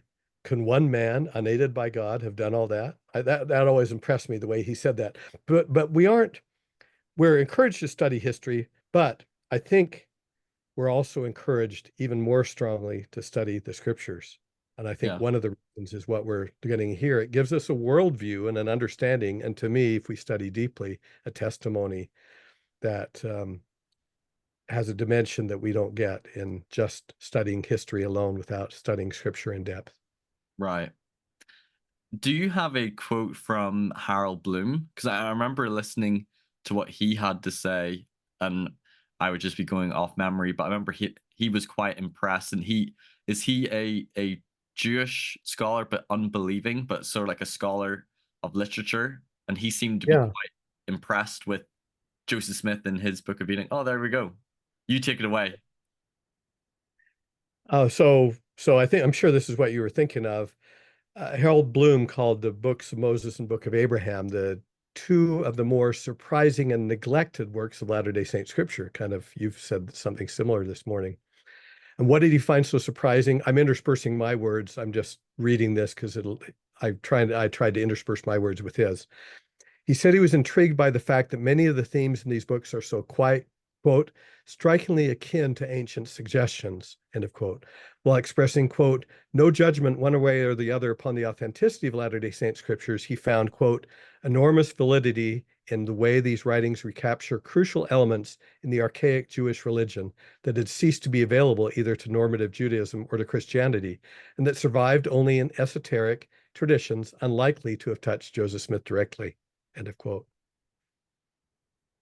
That quote is quite a faith-promoting quote coming from a non-believer, because I know what some people might say is that, well, I wouldn't view this as evidence unless non-scholars say it, but he seems to be saying, as a unbelieving scholar, that these are like some very interesting correlations in Joseph's Book of Enoch to what we see in like ancient Jewish tradition and some of these ancient texts that we have, and acknowledging that Joseph Smith would not have had access to these things. Is that kind of essentially what he's saying? Yeah, you could paraphrase it really closely in saying he found it a wonder that Joseph Smith could have come up on his own modern books resembled so closely ancient Jewish and Christian writings. How could that be? But he did. He calls it a genius almost. There's almost a touch there that he won't quite say God, and he kind of he was an unorthodox believer in Judaism, but he clearly had some feeling that there was a supernatural piece to it all. Yeah, in my view, a religious I never had a chance to be very inspired, even if you don't believe there was a supernatural element to it. He believes that he was, this religious inspired genius in a way. Did he also use the phrase? I think I listened to Brett McDonald, and I think it was Harold Bloom that used the phrase like charismatic accuracy as well. Something like that. Yeah. So he's One of my big regrets in life is I didn't get to meet him before he died. I had to set up a meeting to go talk to him, and then he went down sick. He was in his 80s, and he never recovered his health well enough for us to be able to get together again. I would have liked to have delved a little bit deeper into that subject. right. So even like these two non-Mormon scholars, Matthew Black and Harold Bloom, see the correspondences between Joseph Enoch and these ancient books of Enoch. Like it seems quite plausible in that tradition, and they both acknowledge that he wouldn't have had access. But Black hypothesized he must have somehow had some sort of access to this to explain these significant correspondences. Yeah, absolutely. Well, let me continue just a little bit on some of the more Book of Giants things I think you're going to be interested in. Then we'll wrap it up because I know we're running short on time. I just thought it might be fun for people to see how Mahijah or Mahujah or Mahaway looks in the documents. This is actually from the appendix in Millick and Black's first English publication of Book of Giants, and the red part there is just a little bit of an M that you can see. Some people think that they can see beyond that to a hay, but that gives you an idea of the kind of struggles they're having putting these together physically as well as sequentially. Here's another fragment that I found later that actually shows pretty much the full name there. You can see the mem beginning at the left too. So, but he wasn't the only person. We talked about Bloom, we talked about Black. There was also somebody who did his 2010 at University of Durham named Salvatore Cirillo. He said that the names of the Book of Giants characters in the Book of Giants were, quote, the most conspicuously independent content in the Book of Giants, being unparalleled in other Jewish literature, confirming what I found, that they're just nowhere else. But even more significant, he said that those two names, Mahujah and Mahijah in the Book of Mormon, represent the strongest similarity between Latter-day Saint revelations on Enoch in the pseudepigraphical books of Enoch, especially specifically the Book of Giants, quoting in there. But he never came up with an explanation. He said that Joseph Smith was inspired by those documents, but I don't know if he really knew that the Aramaic documents were not discovered till 1948. So it becomes very unclear in his thesis how those documents discovered in 1948 could have influenced the account of the Book of Moses written in 1830. Right. So, because he said that it must have been inspired by it, but Joseph Smith's Book of Enoch was translated in 1830 when he was doing his translation of the Bible, and he had this sort of revelatory expansion, which was the Book of Moses and the Dead Sea Scrolls found in Qumran containing the Book of Giants. That was 1948, you said, so over 100 years later. So it couldn't have been an influence for Joseph. Yeah. No explanation given. Let me show just one other thing interesting about the names. We'll just touch on this quickly. I have a much longer study as part of this, but if you take all those names, which Cirillo was saying in his thesis was really the most unique and independent evidence for the Book of Giants, some aspects of it, especially being ancient, you find some interesting things. You remember at the top row there, we have Oya and Haya. Those are the two comic characters. I think they were added for literary and entertainment purposes in the Book of Giants. Notice they're not found in First Enoch. They're not found in the Mesopotamian world. They're not found in Genesis or Moses 6 and 7. So that leads me to stronger belief they're just, made up for comic relief. There are two other names that are found in First Enoch that overlap. Okay, well and good. There's one other name, Gilgamesh and Hobabish. There's two names there that are found in the Mesopotamian literature and in Book of Giants. So they come with a little bit of interesting character. But the two that kind of appear in lots of places are Enoch and Mahaway. Enoch, because in Mesopotamian sources, there's some thought that the character of Enoch might have been represented by Enmeduranki in Mesopotamian literature. He's also found not only in First Enoch, of course, and Book of Giants, but also in Genesis and Moses 6 and 7. And Mahujah, it's interesting, we find him in Moses 6 and 7, in Genesis, in Mahujah, and I make the connection to that in detail elsewhere. I won't get into it, but I think there is some interesting connection with the figure Mahujah in the Bible. And in Mesopotamia, there is the notion of a Mahu that I studied when I was doing a lot of work on the some ancient Babylonian work, the investiture panel at Mari, and it has to do with a messenger of the king sent out to inquire, and this is exactly the role that Mahujah or Mahijah has in the Book of Giants. He is sent because all the other Gibborim are too scared to go ask of Enoch, what's going on? Who are you? What are you doing? He goes out, and we have in the Book of Giants the episode where they tell him, "You go. You're the one who's going to be able to do it for us because we're too scared." And in the Book of Moses, what do we have? We have him as the only character asking questions of Enoch. So it's kind of interesting. So it goes with the role of Mahu. So it kind of says there could be, we can't say for sure, but there could be a play on words in his name of Mahujah, Mahijah, Mahujah. There could be a play knowing he's kind of a messenger character in the plot. Okay. And it just says of all the names that Joseph Smith could have chosen if he had to have we wanted another character in the Book of Moses. Which one did he choose? Well, the one that was more likely to be authentic in the story, because it's found in all those sources virtually. Very cool. Okay. A lot of other stuff. We won't go into all these, but these are just a list of different parallels that are more specific in the Book of Giants. Let me just take one.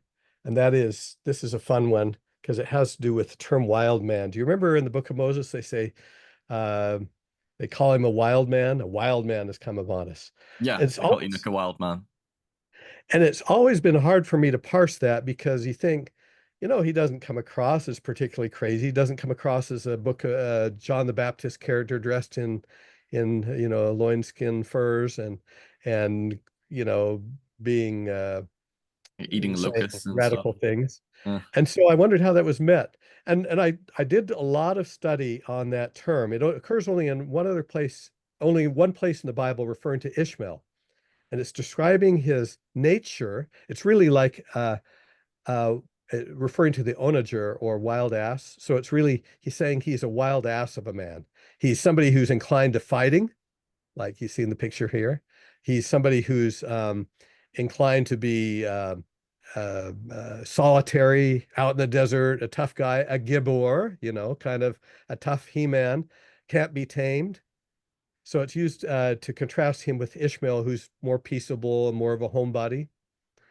And so, boy, why are they calling Enoch that? Well, okay, by the way, notice that this is a very ancient term. You see some people back in the time of I don't even remember what time period this goes, but one of the Babylonian kings, they're out there trying to rope an onager. It was a very manly thing to do because it was a very dangerous thing to try and get a rope around its neck and get it back to headquarters. This is a horse? It's a kind of a wild ass or mule kind of thing. Yeah, and it's the same animal you see on your left. They're still there. So when we call them a wild man, you think about that animal imagery. We can also think about the Gibborim, who were described in similar spirit. These are tough guys, remember? Here we have somebody, this is Samson, who would have been described with that term. He has the ethos of a wild man. You see him killing somebody with a jawbone, with a dead animal behind him. Here you have a Mesopotamian king standing right up, unmoved by the lion. They're especially, battles with adversaries, battles with wild beasts. That was what they were all about. So it really finally came to me, the only way they could be using that against Enoch, talk about being sophisticated narrative, is sarcastically and mockery. And I ran across this Bugs Bunny cartoon that really rang home. Elmer Fudd asks, "How am I ever going to catch that squooey duck?" And Daffy Duck says, "Precisely what I was wondering, my little Nimrod." Now he's using the term Nimrod, who is the mighty hunter, right, sarcastically against Elmer, who's anything but. And I think when they say, "Oh, a wild man's come upon us," you have to see them winking at each other and saying, they're teasing him and doing it sarcastically. He's Okay. got the power of his voice. Remember, that's all he's got is the power of language, and that's how he turns the river back and everything else. Interesting. And after he preaches, they don't want to ask him any more questions. Right. Okay. So here's a cool thing in the Book of Giants. At the end, when the Gibborim are bested by Enoch and his people, the same way they're bested in battle in the Book of Moses, he's complaining. He says, I am mighty, and by the mighty strength of my arm and my own great strength, I went up against all flesh and made war against them, but I did not prevail, and I am not able to stand firm against them. For my opponents are angels who reside in heavens, and they dwell in holy places, and they are stronger than I. And then you have a little blank, and it says, blank of the wild beast has come, and the wild man they call me. That wild man is rare in the Enoch literature. It's rare in the Bible. He's calling himself a wild man. He's a Gibbor. And so it again confirms the idea that that was something they used for themselves, the tough guys. And to me, the only way I can understand them applied to Enoch is, sarcastically. But what's also interesting is that this notion about the wild beast, in fact, proximity to it right after the battle. In Moses 7:13, right after they finish the battle, there's this strange phrase, and it says, and the roar of the lions was heard. Where did that come from? Why would Joseph Smith introduce that phrase into the narrative right after the battle? Well, here's this guy right after the battle, and he says, the roar of the beasts, or in other translations, the roar of the wild beasts have come. The roaring of wild beasts came. Everybody sees it as being connected with that. Why? Because it's the wild beast and the wild adversary that the Gibborim is worried about being stronger than. And so it's right in context to have Joseph Smith have that whole wild man, wild beast ethos there, although kind of ironically used. And Enoch's turning the table on the wild man. He's showing he's wilder than them with the power of language he has, turning the rivers upstream, defeating their armies, and they're sad about it. Does that make sense? That's a really cool correspondence again. Wow. Yeah, fun. Okay, moving quickly. I think this is the last point in Book of Giants. Remember the story of end of story of Enoch. In the Book of Moses, the whole city is taken up into heaven. In the Bible, we have just Enoch. There's one source we can find outside the story that is a late Jewish source where it says that there were people following Enoch around, and then a big snowstorm came and covered them up, and when the snow melted, all of them were gone. That's as close as you get to our Book of Moses story. Interestingly enough, there's in the illustrated version of the Book of Giants, we have after the battle, the righteous going west toward the sacred center, toward the mountains, and building 32 cities there. 32 towns. We don't have a city of Enoch. We have a whole conglomeration of things. But remember also, it says they were blessed upon the mountains in the Book of Enoch. So no question that there were mountains where he's going to. And the mention of mountains always conveys this sacred center, which is itself in the Mount of Sumeru here, which is represented as the central mountain, the sacred mountain, is the center of the navel of the earth that Jared descended from, remember, at the beginning of the story. The wicked go further east, just like Cain went east into Nod, and the wise men came from the east, going to come toward the west, back towards righteousness. The people of Shinar at the Tower of Babel, they traveled east. So here you have that division, just like this quote that's here. What happens next? Well, there's an interesting thing because all of a sudden in this painting, you don't see any cities at the bottom of the mountain, but you see, I can't remember how many there are. There might be 36 or 32, but it's close to that 32 at the top of the mountain. And you see three divine figures up there at the very top. What has happened? Well, it seems as if we're seeing an ascension of the cities, namely to taking up of Enoch's cities into heaven. And here we have it illustrated to the presence of, as it were, God. So that's pretty cool. The scholars wonder about that. They don't explain it. The text says they made cities at the bottom of the mountain. And in the picture, we see cities at the top of the mountain, and people are scratching their heads. But we know what happened there, I think. It's pretty cool. And this is the same picture narrative coming from China? This is from China. China, we have this picture which shows them at the top of the mountain. And in the Manichaean text, which was separate from the banner. We have the text about the cities being at the bottom, the 32 cities of the mountain. And then we're missing the fragment that talks about them going up into heaven, I'm convinced anyway. But between those two, we can put the pieces together. Book of Moses fills that in. Okay. Pretty cool. That's cool. Hard to explain, but you get what I'm saying. Mm-hmm. Okay, so are these just coincidences? So comparative studies are oftentimes bad. Do we have maybe 5 or 10 minutes to wrap up? You have all the time you want. I'm totally fine for time. I will go another 30 minutes or an hour, however long you want to go on this, because I find this fascinating. So no Well, rush. I left a lot of this stuff off because I thought it would be, I wanted to do it all in one episode, but I think we just got, these things and then a conclusion, we can wrap up. No problem. So as I mentioned, methodology is a huge problem when you're trying to compare different texts and say one influenced another. And I took my inspiration for how I did my analysis from a study that my hero, Lawrence Stuckenbrook, did when he tried to look at influences in First Enoch and from First Enoch in the Apocalypse of John and elsewhere. And the question of influence, could Apocalypse of John, the Book of Revelation, have been influenced by First Enoch? And he followed a very certain way of doing those things. And I tried to follow an analogous way to do things in my book, because I thought he was asking the right questions. Now, I don't have time to go into all the details, but this is the first time I've tried to explain this quickly. So please ask questions if this summary doesn't get you there, and you can read the book for details. Okay.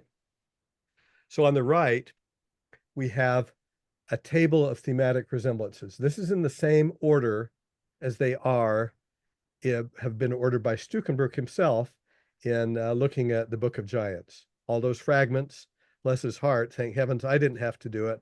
He put them in order, and with just a few exceptions that I document in the book, the order in the Book of Moses follows his. So if we take this Venn diagram, not everybody's familiar with Venn diagrams, but let me try and explain it, and then you can translate to a more understandable way of looking at it. If we take all the resemblances across the Book of Giants and all other Enoch texts I look at, it may not be comprehensive, but all the major ones are there, we get 30 what I would call significant resemblances to the Book of Moses. So you notice 18 of them, almost 2/3, come from the Book of Giants, and 12 comes from the Book of Enoch. So that's what this diagram is supposed to show. Does that make sense? Mm-hmm. Yeah, 18 from the Book of Giants, and then 12 are from other Enochic texts. That's right. Okay. Remember, though, that we've only got 3 to 5 pages of the fragments of the Book of Giants. There's 170 pages of First Enoch. So what's that saying is that all the hundreds of pages of ancient Enoch texts put together, the Book of Giants is more than all of those hundreds of pages put together. Right. So the strongest comparisons and resemblances are between the Book of Giants and the Book of Moses.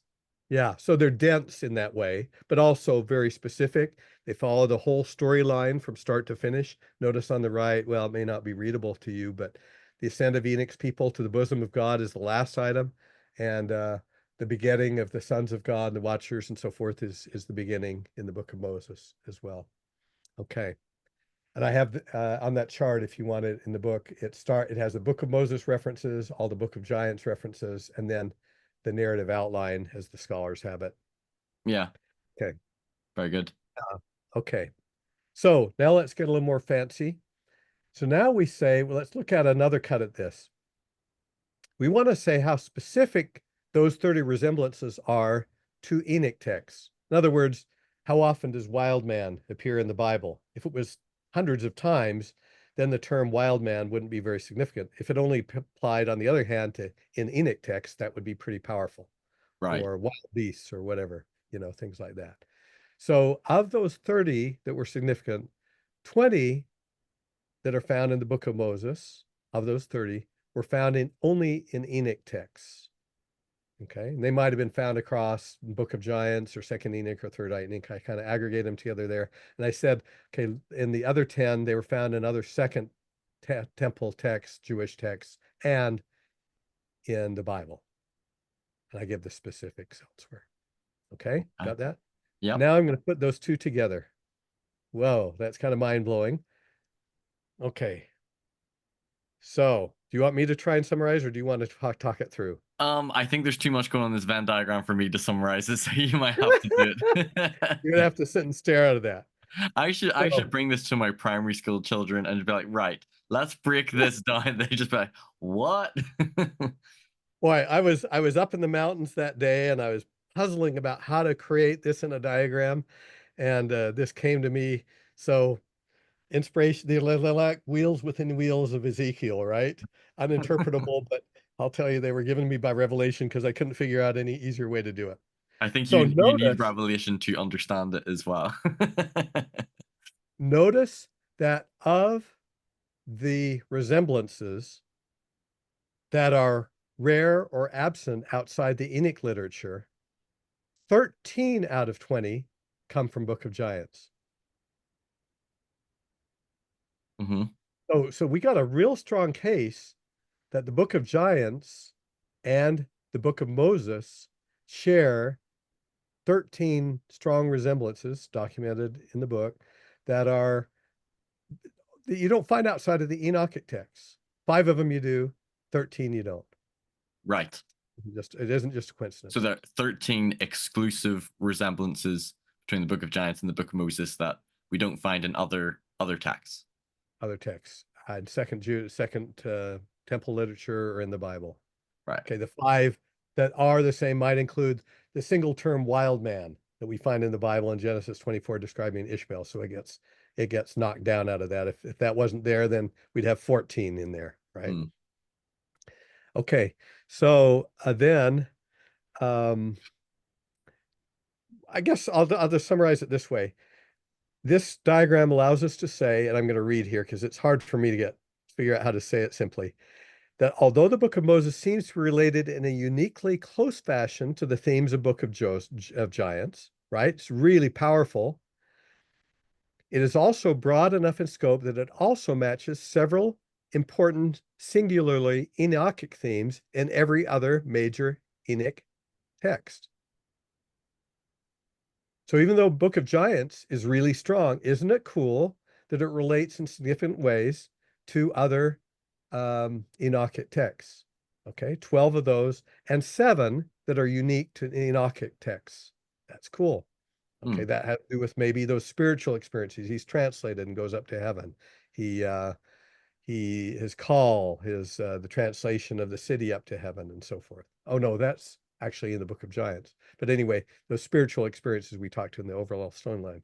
So we're saying not only has it got a strong relationship with one, it's got a strong relationship of Enochic texts with all of them, exclusively Enochic texts in many of the cases, most of the cases.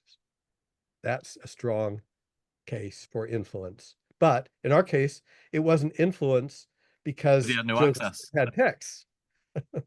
Right. It was influence from a common source, divine source. It's like there's textual influence, but there's no access. Exactly.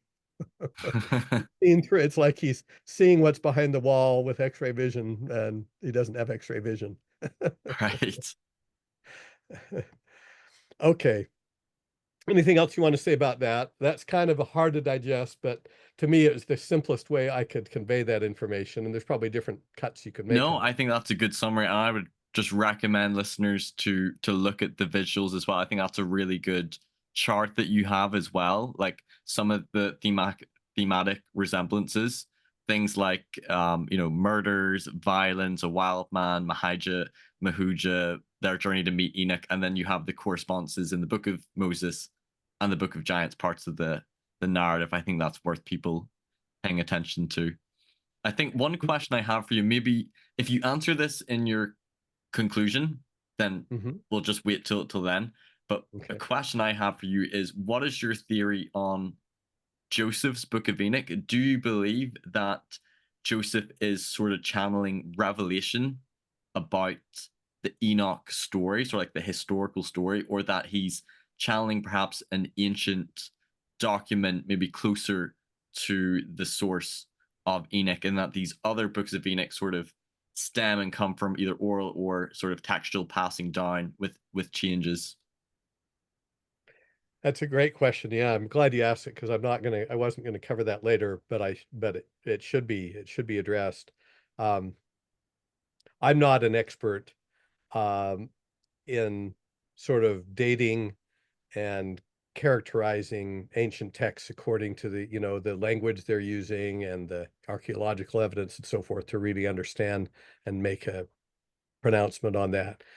So I'll first of all say what the people who I trust have said about it, and then I'll say what evidence I can deduce from other means.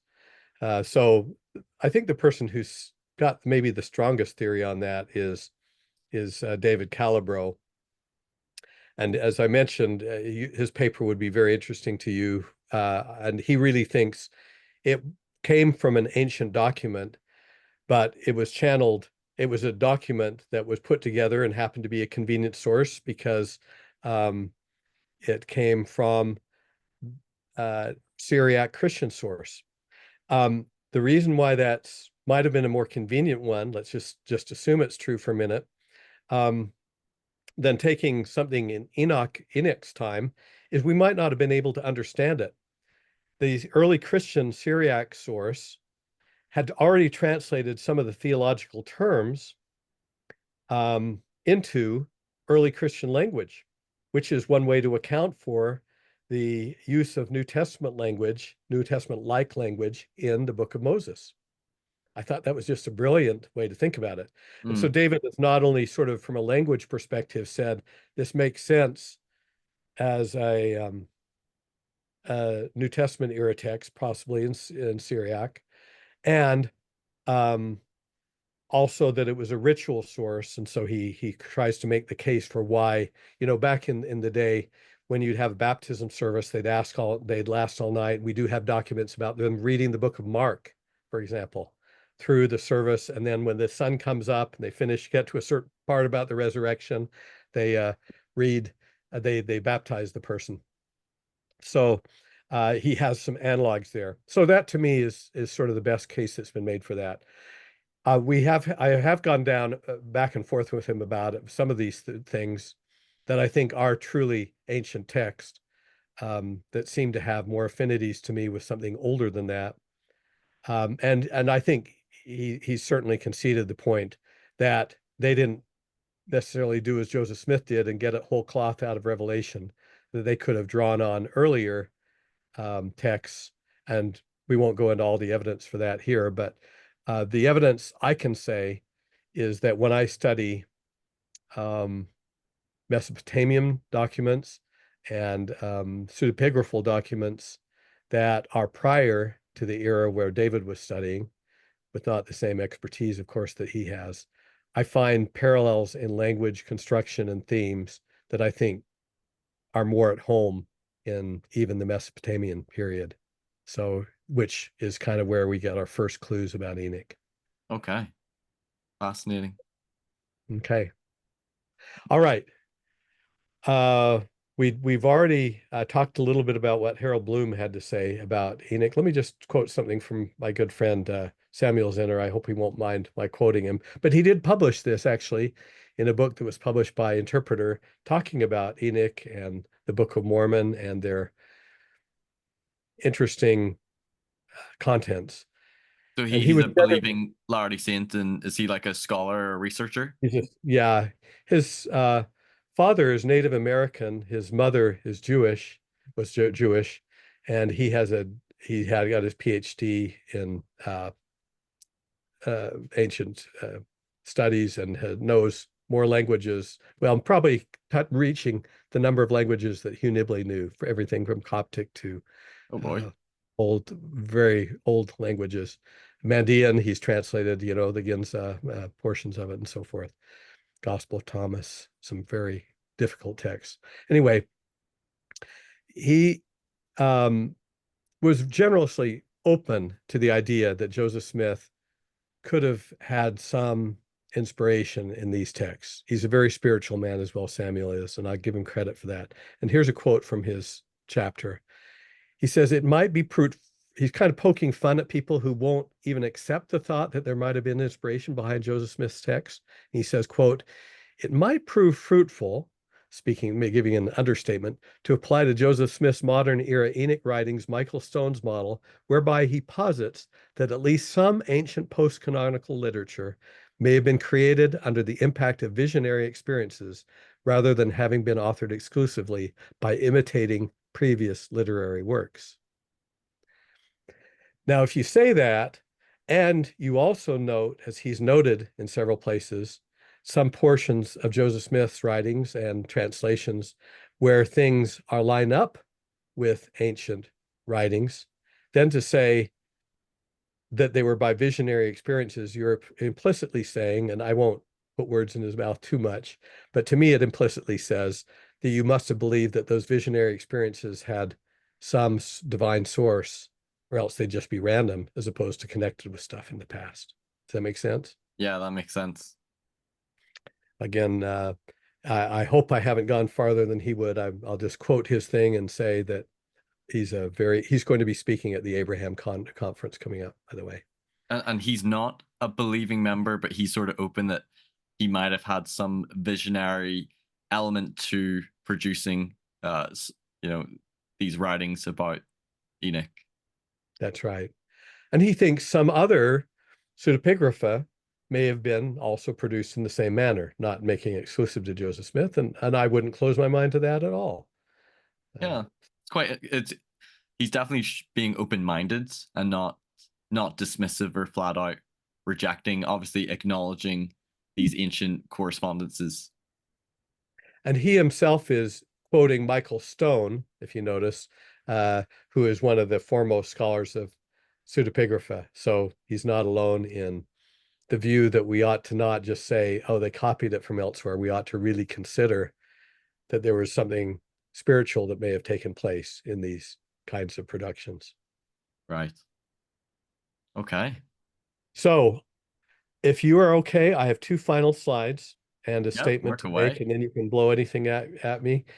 I just felt like, in terms of conclusions, I wanted to say, yeah, we should really be blown away, as you've expressed so well, by some of the things we find in the Book of Moses version of the story of Enoch and its correspondence to the ancient literature. But I didn't want to leave it there. To me, the life of Enoch and its connection with our lives is super important. So I wanted to sort of say what was important about Enoch to me, and that is that he is a forerunner for you and I. And in fact, there's some evidence that the name that is used for him in Scripture, Metatron, in Second Enoch and Third Enoch in particular, Metatron means forerunner. So let me just read this to you so I can get it right. When we read in Moses 7:69 that Zion is fled, it makes me think about Hebrews 6:18, which speaks of the covenant people of all ages, quoting from Hebrews, who have fled for refuge to lay hold upon the hope set before us. In both instances, when it says Zion is fled and fled for refuge for the hope that's set before us, that's temple language. Okay, here you notice, here's Enoch going up the ladder of exaltation and being grasped firmly by the wrist by God, who is taking him to the end of that covenant journey. The universal invitation to follow our forerunner, Jesus Christ, through the heavenly veil is confirmed with clarity in the New English Bible translation of Hebrews 6:18-20. Quote, this is from Hebrews, "Here then are two irrevocable acts to give powerful encouragement to us who have claimed his protection by grasping the hope that is set before us. That hope we hold. It is like an anchor for our lives, an anchor safe and sure. It, namely that anchor, enters in through the veil where Jesus has entered on our behalf as a forerunner, having become a high priest forever after the order of Melchizedek." Now let me unpack that a little bit. Alluding to the blessings of the oath and covenant of the priesthood, the author of Hebrews, and I'm going to be quoting non-Latter-day Saint scholars here in a lot of these statements who interpret it this way. The author of Hebrews assures the saints of the firmness and unchangeableness of God's promises. The two irrevocable acts mentioned are God's promise and the sure oath or sure sign by which he guarantees that promise, end of quote. By that scripture, we are meant to understand that so long as we hold fast to the Redeemer, who has entered, quote, through the veil on our behalf as a forerunner, end of quote, we will remain firmly anchored to our heavenly home and the eventual realization of the promise, quote, that where I am, there ye may be also, end of quote. Undoubtedly, there's the sense that, and this might be Markham quoted, no, quote, Jesus the high priest stands behind the veil in the Holy of Holies to assist those who pass through, end of quote. Quote again, the anchor would thus constitute the link that extends or reaches to the safe harbor of the divine realms, providing a means of access by its entry into God's presence, end of quote. Just as Jesus was, quote, exalted above the entire created order to the heavenly throne at God's right hand, end of quote. So, quote, humanity will be elevated to the pinnacle of the created order as sons and daughters of God. And as the Son received, quote, all the glory of Adam, that's a quote from the Dead Sea Scrolls, all the glory of Adam. So his followers will also inherit this promise if they endure testing. So what I wanted to say here is Enoch, to us, was a type of Jesus Christ. We know that Enoch knew Jesus and the Savior. He teaches in great clarity about Christ's life mission, about his exaltation. And that comes through in a lot of the Enoch literature. Philip Alexander, in fact, one of the Enoch scholars, non-Latter-day Saint, argued that Enoch's little Metatron, titled Metatron, as I mentioned, was, quote, to express the idea that Enoch was a metator, which means Latin forerunner, for the other adepts, showing them how they could escape from the wilderness of this world into the promised land of heaven, end of quote.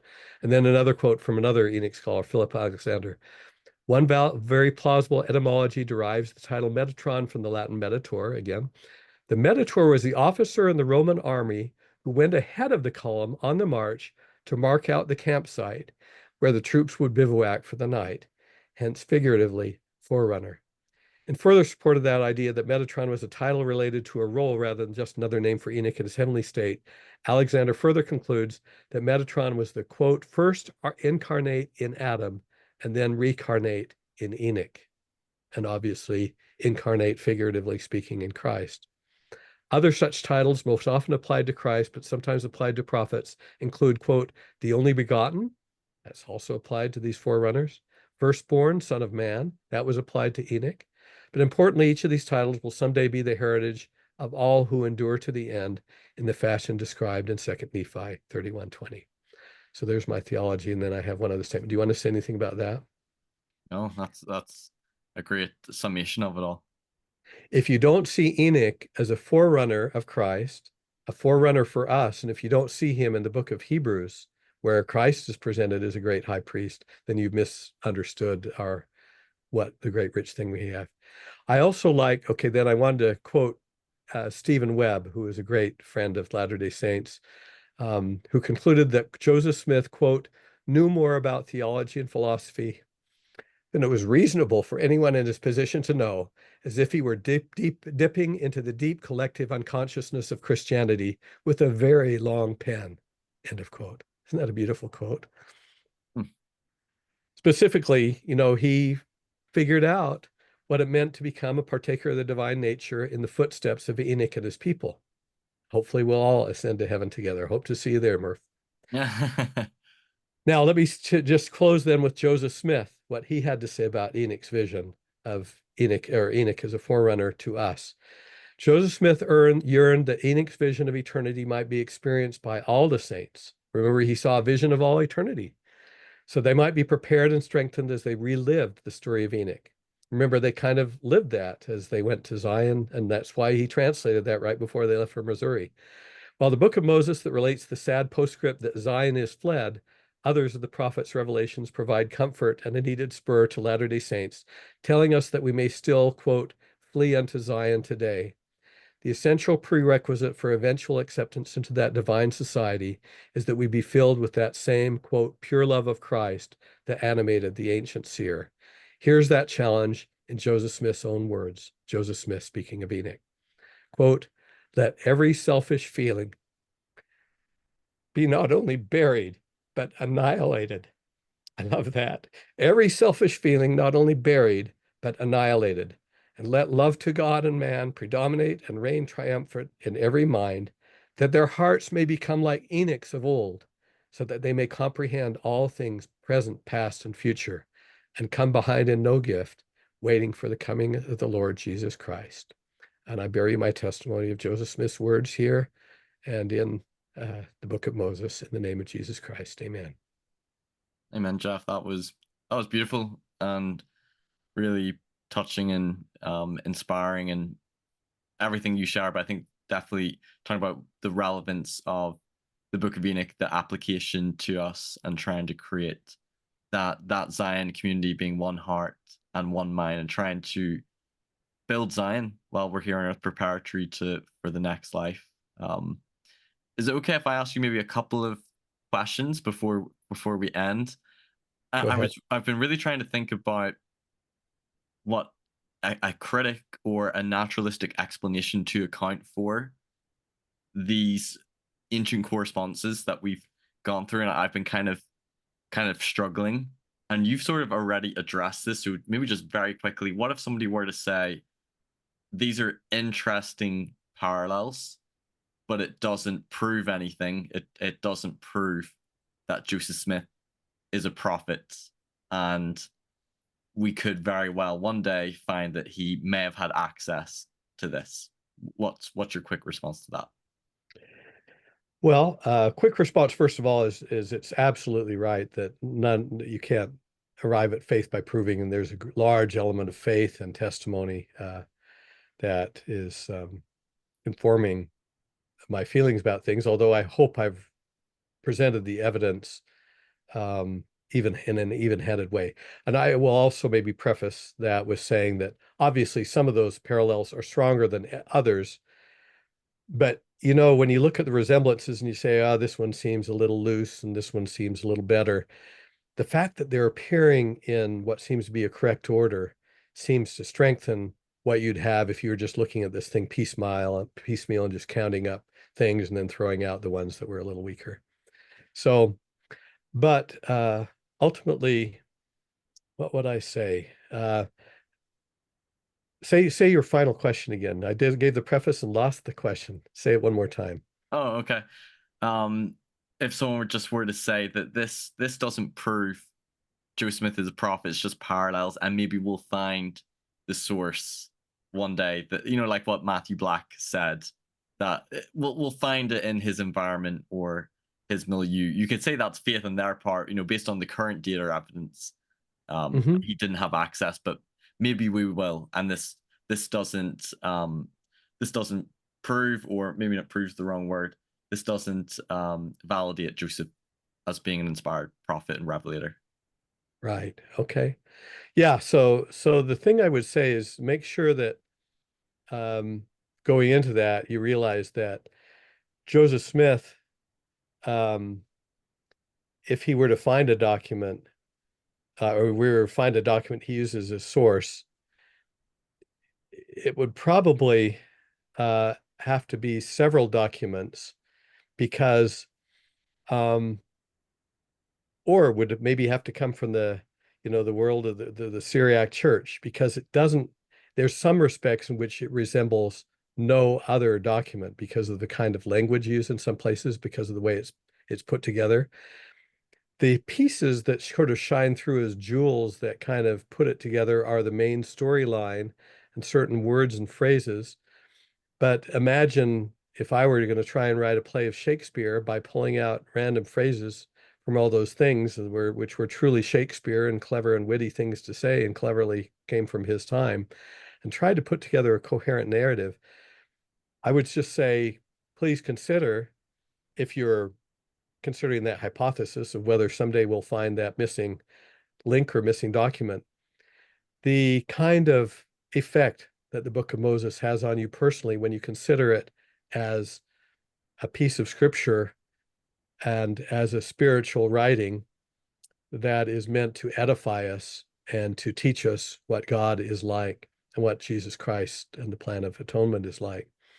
And I'd just say that if you can't get yourself to believe that there's anything beyond some future evidence that's going to emerge that's going to make you have a rational account for it, then try reading it with a sincere heart and real intent again, another time with what you've learned here, and see how you feel about it as a work of Scripture.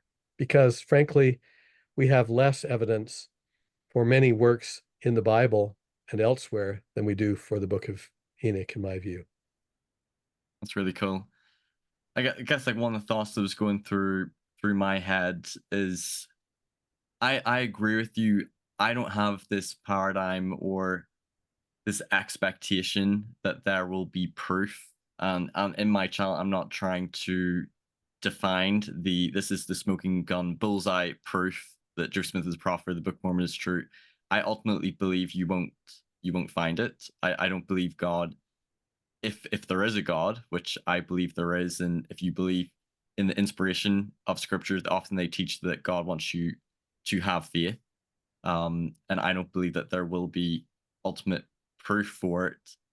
Often I feel that critics or non-believers can categorize believers, be it in Christianity or in the Bible, or specifically Latter-day Saints, in the restoration of the church and in the truth claims that we're believing with all evidence going to the contrary. And I think that's partly one of the motivations for me doing my channel, is that there are a lot of criticisms going against the truth claims, and I felt the need to want to bring on the best scholars and to address those.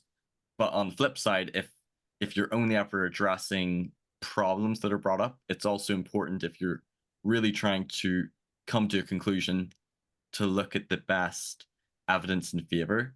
And I certainly think when it comes to Joseph Smith's Book of Enoch, I think that there's not only plausible evidence, I think there's also some compelling evidence to the things, the storyline of his Enoch, some of the specific things that he has, which correlate with ancient documents. And for me, I can't just say that he obviously made it up. Even if you aren't persuaded by it as proof, I think you can at least understand why to a Latter-day Saint they believe it's inspired, or believe Joseph was a prophet. And you can't just say, well, he obviously made it up, or you can't argue that his Book of Enoch is inconsistent with other books of Enoch. Like, you even show that non-LDS scholars see the resemblances and correlations. So I feel like it should be respected. And I think, like, often you'll hear either critics online or critical websites, they'll focus on certain topics, which are the main areas of attack. But the Book of Enoch is something that I never learned about until I was 23, so about 6-9 months after me stepping away from the church. I also hadn't really heard about it much from apologists. So I might actually ask you that question. Why do you think that both critics or a lot of apologists don't talk about the Book of Enoch that much? Why do you think that is? Is it just not that well known, or? Yeah, well, you remember Harold Bloom himself called it the Book of Moses one of the most neglected yet surprising books. Yeah. But anything that has to do with ancient scripture, there are some people who are going to think they know already because they know it can't have been. They've already reached their conclusion about Joseph Smith and aren't willing to examine it. And then I would say on the other side, to be able to really understand the ancient context of the Book of Enoch, and I've only scratched the surface. There's aspects of it, like I mentioned, the milieu of the writing and the language involved in the book and so forth is way beyond me. But it takes a lot of work, a little, you can't just get by with a little bit of learning. You need to really do the work to do that work. And frankly, there's a lot of people who feel that you can judge what Joseph Smith purported to be ancient scripture without having learned anything about the ancient world. And not everybody feels that way. And I respect, some of the people I've quoted here, including Colby Townsend and others who actually get the education where they can actually evaluate things, whether they're critical or not of those things. But it takes a lot of work, and I'm just beginning. Right. So either you've got your mind made up, and so you just ignore it and you don't study it, or pretty much you just feel lost. And so you have to listen to people, and there's people on every side of every question who are going to tell you stuff. You kind of have to come to know yourself. Mm. Saying, I think similar to how well I think the old world geography converges with the text of First Nephi, Lehi's travel through Arabia, particularly the Nahum and Bountiful convergence.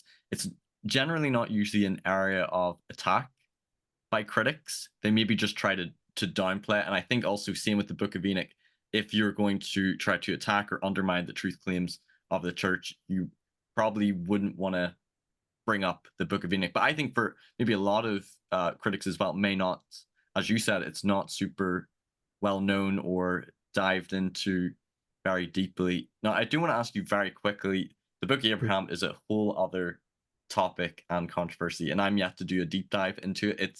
It's currently a bit of a shelf item for me where I've not fully reconciled it.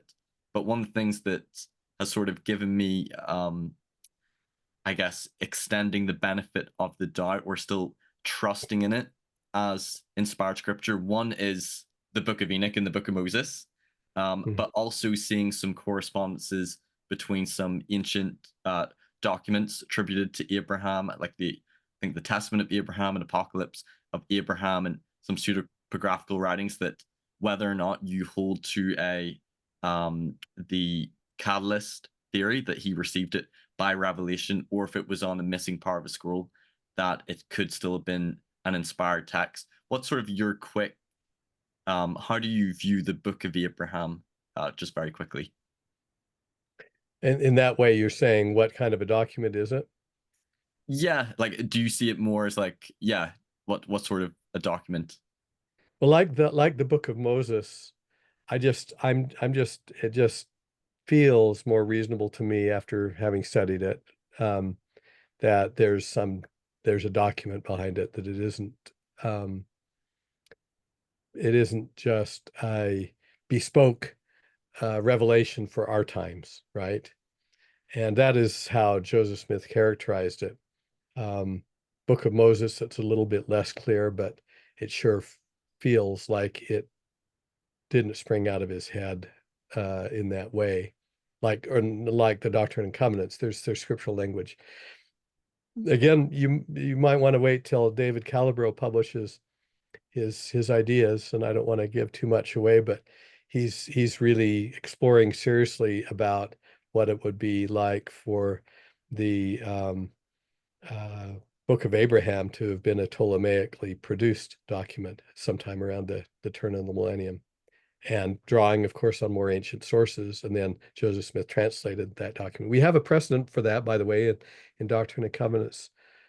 Is it I think it's section 7, where they translate a parchment of John that they don't happen to have physically, right? Did you know that section? So there's a precedent for Joseph Smith feeling that, or experiencing, translating a document that he didn't physically possess. And we have that in Doctrine and Covenants 7. So I lean toward it being an actual document, and I leave the question open to people who are more expert on that kind of investigation as to when it was produced and what the language in it reflects from a dating point of view. Yeah, and I think this exploration into the Book of Enoch can help you in your approach or discovery, perhaps in the Book of Abraham, which is more controversial and which gets attacked on more by critics, but going in sort of believing that Joseph Smith had maybe this prophetic gift and received revelation and produced inspired documents may help you in your research into the Book of Abraham. Can I say one other thing there? Yeah, go ahead, because I had a thought, but I couldn't remember what it was. So you take it away, and maybe we'll come back to me. Again, I haven't studied this rigorously, and I need to I need to think about it more. But the Enoch story in the Book of Moses, to me, feels like, when I read it I'll say from a literary perspective. So I'll say that, yeah, I think I'm qualified enough to think about it from a literary perspective, however novice-like, but it feels like it was inserted into the rest of the Book of Moses. So I wouldn't even say with the Book of Moses, it started out as a single document. To me, chapters 6 and 7 seem to intrude in there, although it's harmonious within itself. It's almost as if, another document needed to be inserted there and was, and then you pick up with what came before. The early chapters maybe being a different document, or definitely some sort of revelatory expansion on the text of Genesis. Yeah. Yeah,